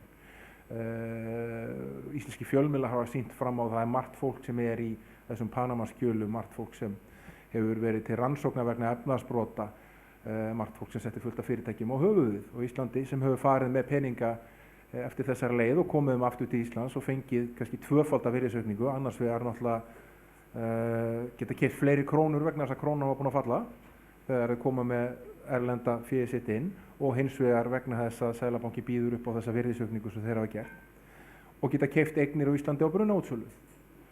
Þannig að ég held að þessi angi þessara fjármálavæðingar, það er þegar boðið upp á það að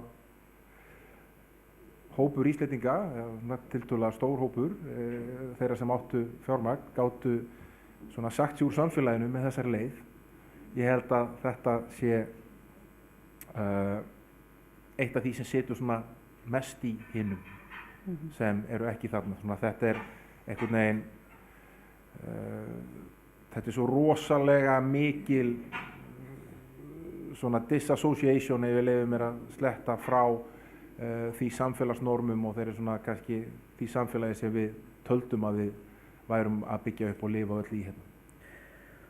Guðmundur, þetta hlýtur líka náttúrulega að gera menn eins og þig sem að vinna mikið með aðferðafræði og vilja fá réttar upplýsingar til þess að skoða þetta svarthol sem að okkar maður hér í salnum var að minnast á. Við höfum eiginlega ekki hugmynd hvað seittlaði mikið þarna fram og tilbaka í gegnum skattaskjólin.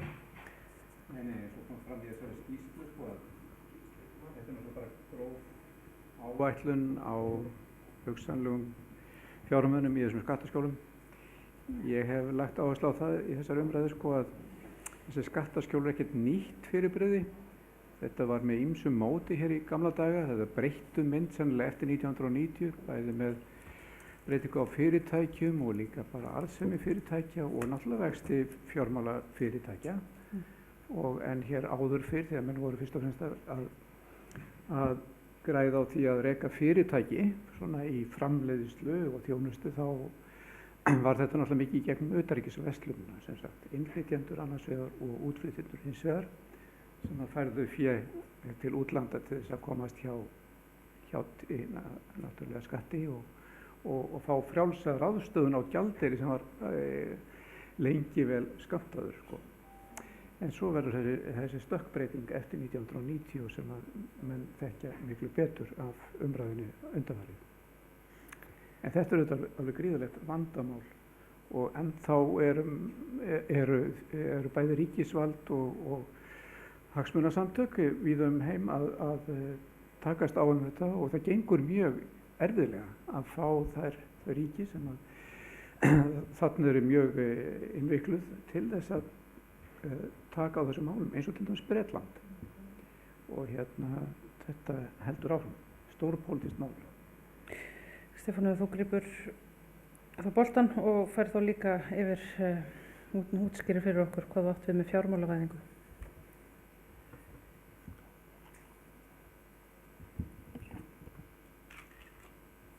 Já, það er bara í örstuttu máli sko að fjármálavæðingin, Þórður er búin að skýra mikið af þessu, hún felst náttúrulega í auknu frelsi á fjármálamarkaði sem að skapar nýja möguleika á því að búa til alls konar fjármálagerninga sem miða öðru fremur að því að auka streymi lánsfjár, gera mönnum kleift að taka meiri lán en ella og þetta er hættulegt vegna þess að þetta ýtir undir spákaupmennsku sem er alltaf ákveðin ógn við býr til þessar bólur, fjármálabólur sem er ákveðin ógn við hið raunverulega hagkerfi. En ég held að þau ekki að segja ekki meira. Svo tengist þetta auðvitað hlutabréfamarkaðinum og verðbréfamarkaði sem að allt eykur þetta vægi fjármálana í þjóðfélaginu og greiðir götu þeirra sem eru að afla sér fjármagnstekna sem eru fyrst og fremst hátekjuhóparnir. Svo var það þessi herramaður hér sem að takk.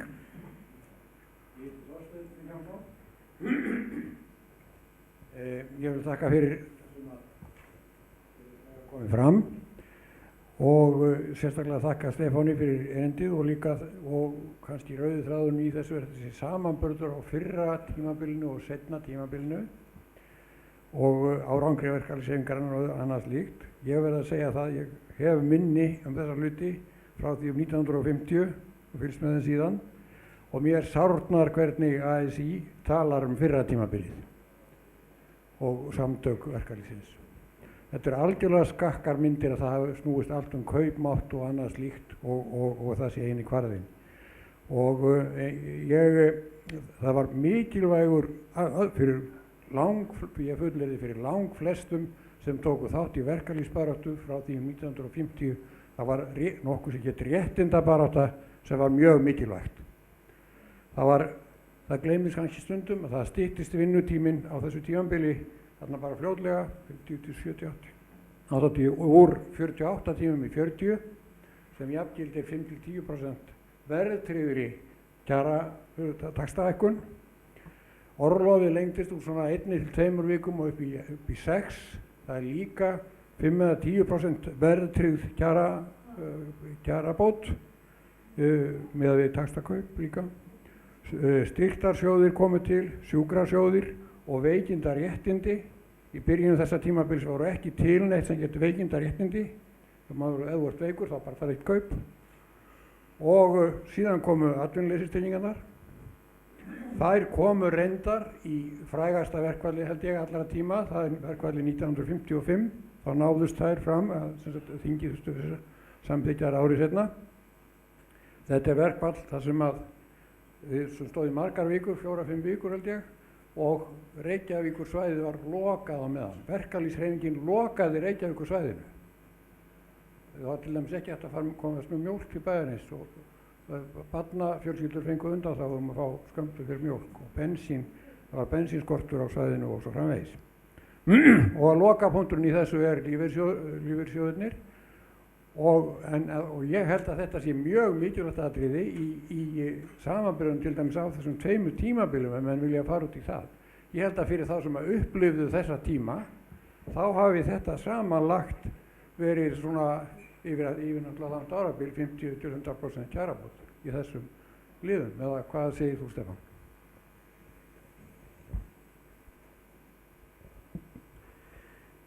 Já, ég held að það er nú ekki hægt að slá á þetta en þetta er nú, ég er algjörlega sammála þessu sem þú að telja upp og þetta skiptir mjög miklu máli, ekki bara til dæmis stytting grunnvinnuveikunar heldur dró líka mjög úr yfirvinnu ofan á það sem á þessu tímabili og það er hægt að telja fjöldan allan af ávinningum en þessu til viðbótar eins og þessi gögn einkaneysluna og kaupmátt ráðstöfunartekna og svo sem líka taxtaþróun helstu stétta innan ASÍ. Þetta sýnir alltaf að þetta var gríðarlega mikið framfara tímabili í lífskjörum fyrir allan almenning á Íslandi frá alveg 1950 frá stríðslokum þess vegna og byrjaði reyndar aðeins á stríðsárunum en hérna þannig að verkalýðshreyfingin vissulega var hún oft í varnarstöðu en sóknarstöðu líka. Hún þurfti að hafa ansi mikið fyrir bæði kaupmáttaraukningu og þessum öðrum réttindaþáttum og mér finnst bara engan veginn að það sé hægt að gera of lítið úr því og með þessu tali að kaupmátturinn hafi bara, hann hafi enginn setið eftir, þetta hafi bara verið nafnlaunahækkanir og verðbólga. En það var alvöru kaupmáttaraukning, öðruvísi hefði einkaneyslan ekki aukist. En að hinn stóri fjöldi hefði fengið alvöru kaupmáttaraukningu og þar sem að launþegahreyfing eða verkalýðshreyfing er áhrifamikil að þar er það yfirleitt þannig að hún passar það mjög vel að lægstu hóparnir dragist ekki aftur og það getur verið streð í því en það er yfirleitt einkenni á þeim löndum, það sem að verkalýðshreyfingin hefur verið sterk að þetta bil helst þokkalega til lengri tíma þannig að lægri hóparnir séu ekki skildir eftir en það er oft við stjórnvöld að eiga varðandi þróun velferðarkerfisins og skattana og það hefur svo sannarlega skipt máli hér. á Íslandi. Takk. Mér langar aðeins til þess að bara spyrja þig ef að það er engin annar. Margrét, já hérna, varst þú næst? Eru konu tvær? Já, þið hefur ekki náð augnsambandi við neitt. Þannig ertu komin. Takk. Já. Ég heiti Ásta Ólafsdóttir og ég vil þakka bara fyrir góðar umræðu hér. En ég vil gjarna benda á að verkalýðsfélögin þau auka tekjubil milli sinna eigin félagsmanna sem fá greitt eftir taxta með því að semja alltaf prósentuhækkanir en ekki krónur. Og þannig eru þau líka að hvetja eða svona leiðandi fyrir aðra hópa sem eru að semja fyrir sjálfan sig að semja líka prósentuhækkanir sem að eykur ennþá meira tekjubil. Ég vil bara benda á þetta. Takk Ásta. Já, endilega. Halló, komið sæl, ég heiti Hallfríður Þórarinsdóttir og langar að þakka þér Stefán fyrir mjög fróðlegt erindi og fróðleg innlegg frá ykkur sem sittið í panel og komment hér úr salnum. Ég er eiginlega með það er athugasemdir og eða spurningar sitt úr hverju áttinni. Fyrsta, ef einhver gæti sagt mér hvað eru 300 til 800 miljardar miklir peningar í kostnaðarliði til dæmis íslenska ríkisins. Ég var að velta fyrir mér þessi peningar kæmi bara inn í samfélagi núna 1, 2, 3, hvort það myndi raska stöðuleikanum í samfélaginu ef við getum fengið allan hann auður tilbaka. Þetta er svona bara pæling. Ég meina hvað er þetta mikið miðað við Landspítalann eða vegakerfið eða eitthvað slíkt. Og Stefán, ef að þú gæti sagt okkur hvernig kemur Ísland út í samanburði við önnur lönd hérna svona í nágrennu hvað varðar aukin ójöfnuð? Er rosalegt bil þarna á milli eða erum við í er þetta einhver alþjóða eða evrósk, vesturlensk þróun sem við erum að horfa upp á? Svo langar við aðeins að bæta við það sem Þorsteinn sagði, það gleymdist alveg hérna líka að ég er nógu gömul til að hafa byrjað á verka-kvennataxta sem var eitthvað sem var lagt af. Það voru verka-kvennafélög og verka-karlafélög og konur fengu mun lægra kaup samkvæmt samningum og því skal ekki gleymt. Það var engin smá áfangi. Og svo annað varðandi þessa peninga allar saman, ég voru að velta fyrir mér þessu með milljarðana sem teknir voru úr landi og hvernig þetta svona spilar allt saman. Því hefur verið margoft haldið fram og ég ætla ekki að segja að ég hafi nein rök fyrir því, en það er margt sem bendir til þess að Ísland sé peningaþvottastöð. Kannski að Þórður viti meiri það er allavega endastöð í mansalsmálum, samkvæmt upplýsingum frá innanríkisráðuneyti Bandaríkjanna sem kom fram í skýrslu fyrir tæpum 2 árum.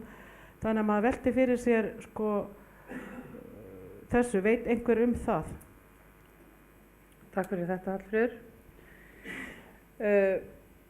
Stefán, ef þú myndir kannski vilja vera svo vænn.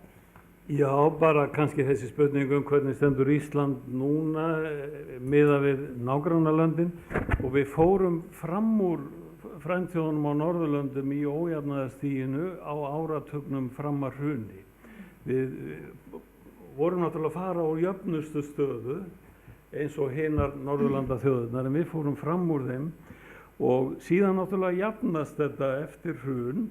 Og við erum núna, ef að litið á svona þessa algengustu mælikvarða á tekjuójöfnuði, þá erum við í jafnari kantinum núna þessi árin, en eins og ég sýndi líka vaxandi og þetta verður líka að skoða í því samhengi að það eru flesta þjóðirnar í kringum okkur að auka ójöfnuð. Svíar til dæmis voru lengi áratugi voru með minnstan ójöfnuð og lægst hlutfall undir fátæktarmörkum íbúa. Þeir eru núna svona í 7., 8., 9. sæti OECD-ríkjanna hvað ójöfnuðu varðar og það er bara bein afleiðing af pólitík. Þeir voru með hægri stjórnir í 2 kjörtímabil þar til fyrir 3-4 árum sem hafði bara bein áhrif á tekjuskiptinguna og á velferðarkerfið. Þannig að stuðningur við að lyfta fólki upp yfir fátæktarmörkin, hann hefur rýrnað þar og þetta svo hefur kreppan haft áhrif á þessi mál líka víða en ef okkur tekst að aftra því að ójöfnuður aukist hér á næstu árum, eða jafnvel að við drögum aðeins úr honum til að fara niður á það stig sem að var hér áður, að þá mun það verða mjög góður árangur á alþjóða vettvangi og á að vera algjörlega gerlegt. Bara Margrét, aðeins af því að í þínum rannsóknum þegar þú ert að bera saman okkur við nágrannalöndin okkar hinn Norðurlöndin og hvernig ójöfnuður birtist þar, ert þú að sjá svona svipaða tilhneigingu? Já, einmitt, bara eins og hann Stefán var að benda á akkurat núna, það er í þessum gögnum sem ég hef verið að nota þá Noregur var reynda með meiri jöfnuð en Ísland og það er samantekt á síðustu 8 árum sem ég hef verið að nota og svo kom Ísland þar á eftir. En einmitt þetta eru náttúrulega, þessi skandinavísku lönd, það er meiri jöfnuður en víða. En það er samt alveg eitthvað sem við þurfum samt að hafa áhyggjur af og vera að velta fyrir okkur af því að þetta skipt svo miklu máli. Það er að segja að hann sé að aukast. Ja. Og svona að því að menningi líka einhvern veginn ójöfnuður og svona þessi jafnaðarstétta menning. Við viljum ekki, eða það er að segja, við viljum ekki að sko það verði hér breyting á og okkur þykir það eðlilegt. Við viljum ekki við viljum ekki fara í átt til Bandaríkjamanna þar sem að þetta hver er sinn gæfu smiður er einhvern veginn svo ríkjandi í fólki að ég held að þetta sé bara eitthvað sem skipti rosalega miklu máli að við séum alltaf meðvituð það að ójöfnuður í sjálfu sér er skaðvaldur. Þórður, er Ísland peningaþvættastöð? Það er kannski að byrja á spurningur samhengið. Allar áætlaðar skatttekjur íslenska ríkisins á árinu 2018 eru 662 milljarðar. Það er ágætt samhengi. Ég veit ekki hvaða efnahagslegu áhrif það myndi hafa ef við myndum dæla inn 800 milljörðum á einu. Það myndi líklega fara mjög illa í þessum útflutningsfyrirtækin, geti ég myndað mér. Varðandi spurningur peningaþvættisstöðuna þá er kannski besta svarið það að við höfum ekki hugmyndu. Eftirlitsiðnaðurinn er kannski ekki svona, hvað maður segja, svo harðasti sem þú fyrirfinnur. Það er þannig til að mynda varðandi fjárfestingarleiðina sem ég nefndi áðan, þar sem yfir 200 milljarðar voru fluttir, 206 milljarðar voru fluttir inn til landsins, að það er þá gert fyrst og síðast í gegnum fjármálafyrirtæki, það er að segja fjármálafyrirtæki aðstoða sína viðskiptavini til þess að koma þessum peningum í gegn, útfylla gögnin fyrir þá og skila inn til Seðlabankans og það eru fjármálafyrirtækin sjálf samkvæmt lögum peningaþvætti sem framfylgja eftirlitinu. Við spurðum þetta í fyrra og þeir sem svöruðu okkur, 4 stærstu viðskiptabankarnir, það voru engar tilkynningar sendar til peningaþvættisskrifstofu héraðssaksóknara vegna þeirra sem nýttu sér fjárfestingarleiðina. Þannig að það var ekkert af þessum innfærslum á peningum sem þótti tortryggilegt eða ekki uppfylla þau skilyrði sem bankarnir setja. Reynda var það svo að svarið sem við fengum frá peningaþvættisskrifstofunni var að þau héldu að það hefði ekki komið neina tilkynningar. Þau voru ekki alveg viss vegna þess að stofan var að flytjast frá ríkislögreglustjóra yfir til héraðssaksóknara og þeim allan sem voru að taka við henni þóttu mikil lausatök hafi verið eftir því hvernig hún hafi rekin og einn lýsti því þannig að hún væri eiginlega rekin úr rassvasanum á einhvern starfsmanni í ríkislögreglustjóra, hjá ríkislögreglustjóra.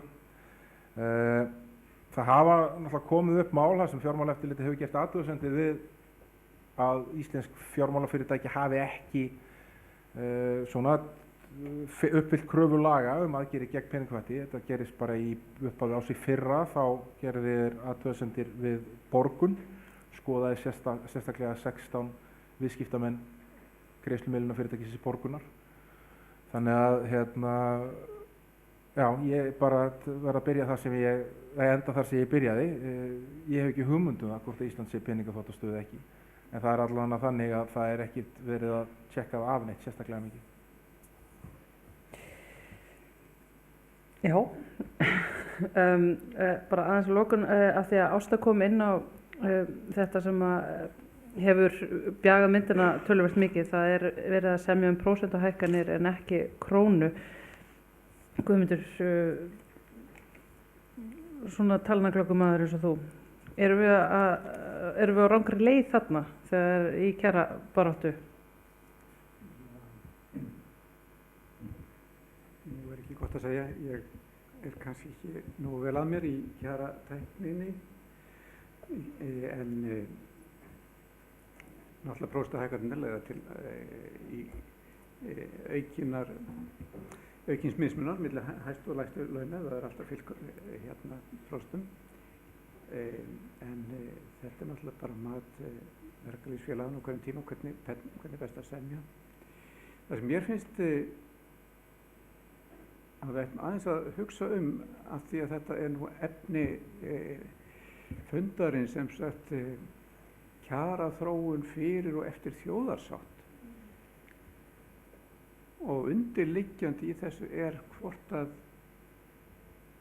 svona ákveðið hvaða módel við erum að nota varðandi kjarasamninga, og þarna verður að takast á kannski ákveðnar leiðir í kjarabaráttu, hvort að það sé betra að fara fram af einurð og jafnvel hörku hækkun taxta og nota aflsamstöðunar til þess, eða hvort að það fara samráðsleið, svo kallað, í anda norræna vinnumarkaðsmódelsins. Er það ekki það sem að forseti ASÍ og forysta ASÍ er að hamra á? Þetta er auðvitað mjög stórt spursmál fyrir verkalýðshreyfinguna að taka afstöðu til, hvort skila sér betur. Skulum hafa það í huga þegar maður er að meta kjara eða ávinninga kjarabaráttu fyrir 1990 á verðbólgu árunum frá 1940 til 1990. Þá er þetta ekki bara spurning kaupmáttaraukningu, taxta eða þess vegna einkaneyslu eða kaup eða ráðstöfunartekna, heldur líka bara almennt hvernig er að búa í verðbólgu þjóðfélagi, og til dæmis hvernig verður ákveðin tilflutningur á verðmætum frá þeim sem er með launatekjur til þeirra sem hafa sérstaklega að lifa á fjármagni, og svo mikla sóun sem felst í og óráðsía og markleysi sem að efnahagslíf og almenningur býr við í mikilla verðbólgu. Þannig að þetta þurfa menn að vega og meta þegar verður að takast á eða skipta þá skoðunum leiðir og módel við samningu við kjarasamninga.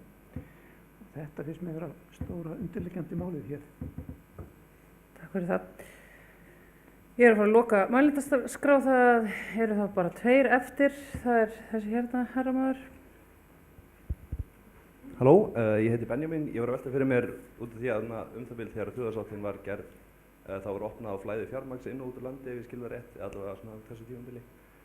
Og fjármálavæðingin virðist halda svona dálítilli svipu yfir stjórnmálum, þannig að það er mjög erfitt að hafa sjálfstæða pólitík núna þegar að flæði fjármagns eiginlega dikterar hvernig efnahagsstefna landa á að vera. Er hægt að stunda pólitík án þess að hafa gjaldeyrishöft?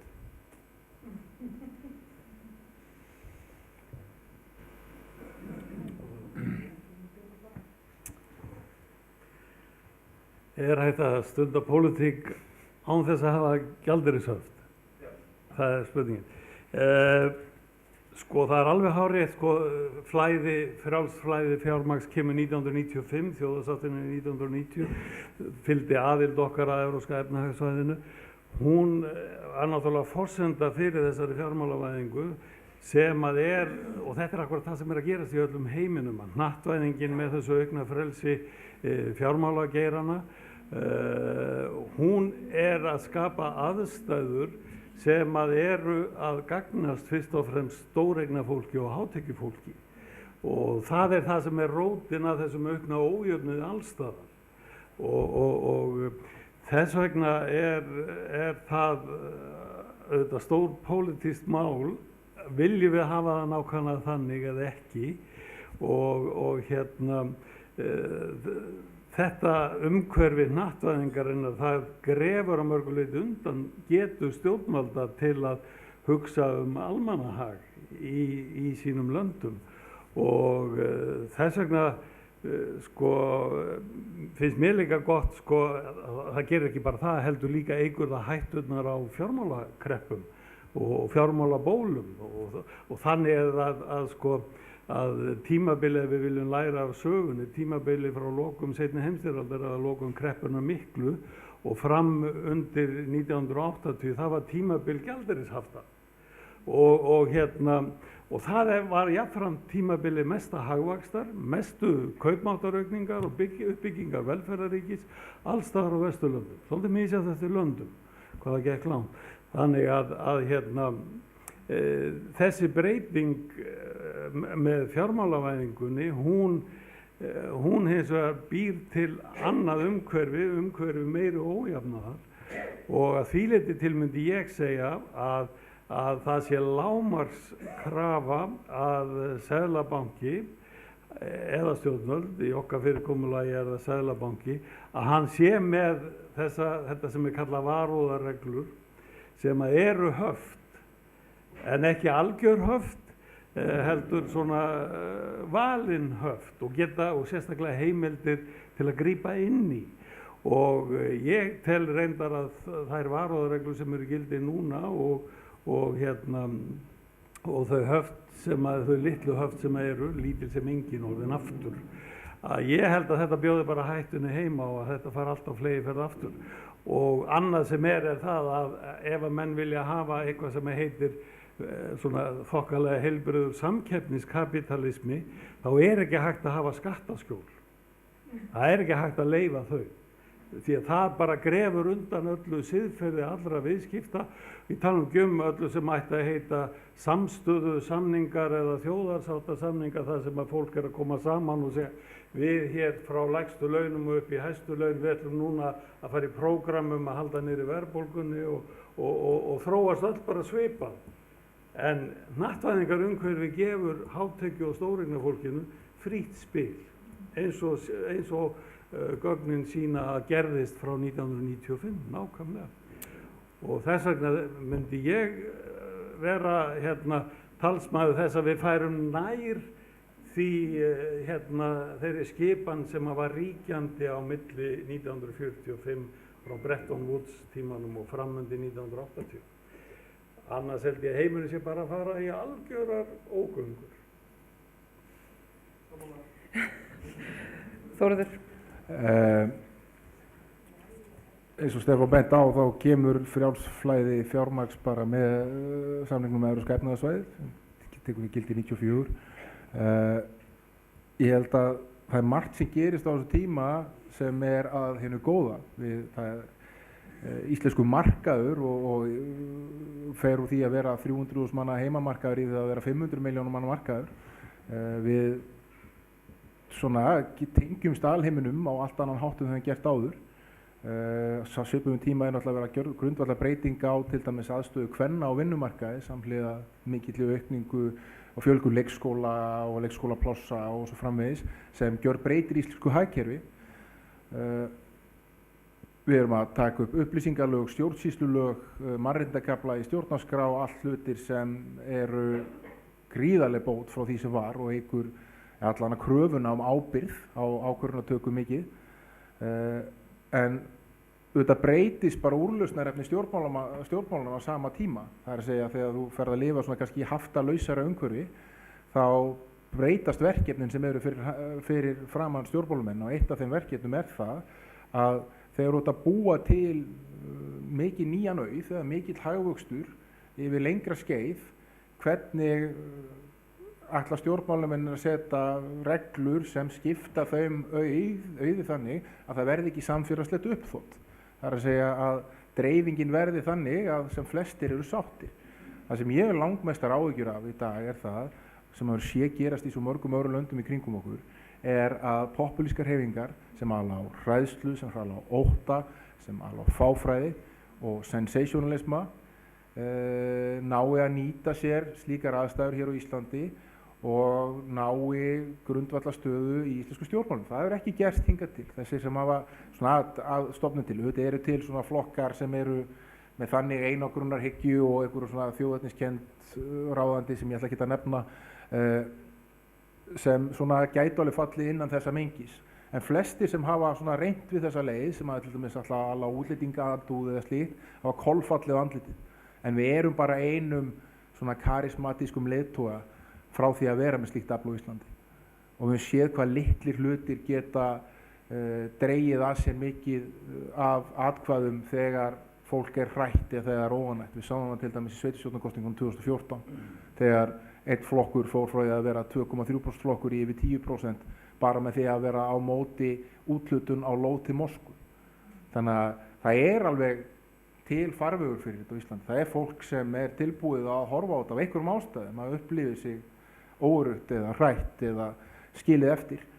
Og þess vegna held ég að sko, hvort það séu gjaldeyrishöft eða ekki er ekki aðalatriði. Það skiptir bara máli hvernig stjórnmálin takast á við verkefni sín hverju sinni og því jafnvel fyrir hörðustu kapitalistana þá er það besta sem getur komið fyrir þá er það er dregið úr ójöfnuði en það er ekkert sem ógnar þeim jafn mikið og aukin ójöfnuður því þá styttist alltaf tíminni þínir sem eru skildir eftir rísa upp gegn þeim sem eru í efsta laginu. Takk fyrir þetta. Þá er það loka spurningin úr sal. Það er Sólveig búin að kveikja á. Heyrið í mér? Já. Sæl og kæra þakkir fyrir bara áhugaverðar umræður, áhugaverðin innlegg og ég vil sérstaklega þakka þér Stefán fyrir þennan frábær fyrirlestur. Síðasti punkturinn hérna á þessari síðustu glæri segir kjarasamningar þurfa að ná til skatta og velferðarstefnu líka og til þessarar ójafnaðar þróunar. Ég er mjög sammála. Mér langar að spyrja, sjáu þið fyrir ykkur, sér þú fyrir þér Stefán, að í kjarasamninga væri hægt að setja eitthvað sem að mögulega væri hægt að kalla ójafnaðarstuðul sem að væri bara reiknaður á einhvern viðurkenndan máta sem að hægt væri að ná samfélagslegri samþykktum. Hann myndi tryggja það að þegar að auðstéttin, yfirstéttin færi í þessa vegferð að sópa til sín þessum svívirðilegu launahækkunum sem hún skammtar sér sjálf, þá einfaldlega væri hægt að segja hér hefur orðið forsendubrestur og þetta myndi fungera sem bara rautt strik og að þá yrði bara að hefja kjarasamningsviðræður að nýju. Já, ég tek bara undir þetta. Ég held að það sé alls ekki raunsætt og raun og veru full þörf á því, sérstaklega ef að menn ætla að gera kjarasamninga sem eru svona samstöðusamningar, að þá er ekki hægt að hafa þetta laust eins og það var áratuginn fram að hruni og það væri einmitt mjög mikið unnið fyrir íslenskt samfélag ef það er hægt að hálfu verkalýðshreyfingarinnar sem er nú þrátt fyrir allt sem sagt hreyfing fjöldans, alls þorra almennings, að aftra því að Ísland fari inn á þessa amerísku leið eins og Margrét var að nefna, þar sem að allir þessir ókostir og gallar samfélagsins spretta af fátækt og ójöfnuði í þjóðfélagi allsnægta og þannig að ég held að þetta, og það er ekkert sem að aftaraði að þetta sé sett eins og rautt strik sem partur af skilyrðum í svona endurskoðun kjarasamninga. Það er bara spurning hvernig það er mælt og það þarf að passa það að það sé miðað við allar skattskildar tekjur má ekki sleppa hluta fjármagnstekna út af því að þeir sem er með mestu fjármagnstekjurnar, það er fólk sem hefur oft möguleika á því að ráða því sjálf hvort að er að taka tekjur sína sem atvinnutekjur eða fjármagnstekjur. Og ef það tekur það sem fjármagnstekjur þá borgar það lægri skatta. Þannig að þetta er bara mjög praktískt og mér finnst það mikið framfaraspor fyrir verkalýðshreyfinguna ef hún sem partur svona af því að hún sé að semja ekki bara taxta heldur er hún að semja lífskjör og dreifingu þeirra. Ég held að það væri mjög athyglisverð stefna sem að myndi sennilega líka vekja heimsathygli. Guðmundur?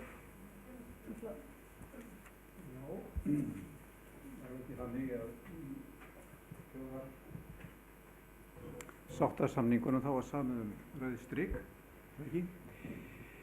Og ef verðbólgan fari yfir ákveðið mark þá kemur til endursamningar á launakjörum og þá voru menn auðvitað að glíma fyrst og fremst við verðbólguna, en eins og Stefán sýnir í bókinni að hvað eiginlega skattakerfið hefur haft mikil áhrif á tekjur manna og hvernig það getur virkilega fært fjármuni frá lægri tekjuhópum til hinna hærri, sýnir okkur bara það að nauðsyn þess að semja á mjög breiðum grundvelli og þá er það auðvitað fyrst og fremst skattamálin að semja ákveðin ramma sem að tryggir að ávinningur kjarasamninga sé ekki tekinn tilbaka í gegnum skattkerfið eða þá í gegnum bætur almannatryggingakerfisins eins og er að gerast aftur og aftur á undanförnum árum. Þannig að ég sé þetta sem svona mjög álitlega hugmynd að einhvern veginn að reyna að negla niður ákveðna þætti bæði í varðandi tekjutengingu bóta í lífeyriskerfinu og svo hins vegar skattkerfið til þess að tryggja þá samninga sem að hafa náðst á kjara vettvangi. Þórður og Margrét, eitthvað frá ykkur ójafnaðar stöður eða eitthvað álíka innan kjarasamninga? Nei, ég fengur við þetta bæta sko. Það hljómar skynsamlegt, Kannski meira fyrir fræðimenn en blaðamenn. Já, þetta er þá útfærslu atriði sem verður þá fundið út væntanlega. Við erum aðeins farin að svindla á tíma þannig að þessum fundi er hér með lokið. Ég minni hins vegar á að það eru fleiri fundir framundan hjá Eflingu. Þeir eru auglýstir á blöðlum hérna fyrir framan ykkur, hvet ykkur endilega til að mæta þá. Ég vil þakka kærlega Stefáni Ólafssyni, Guðmundi Jónssyni, Margréti Valdimarsdóttur og Þórði Snæ Júlíussyni fyrir þeirra aðkomu að fundi dagsins. Takk kærlega fyrir komuna, verið sæl.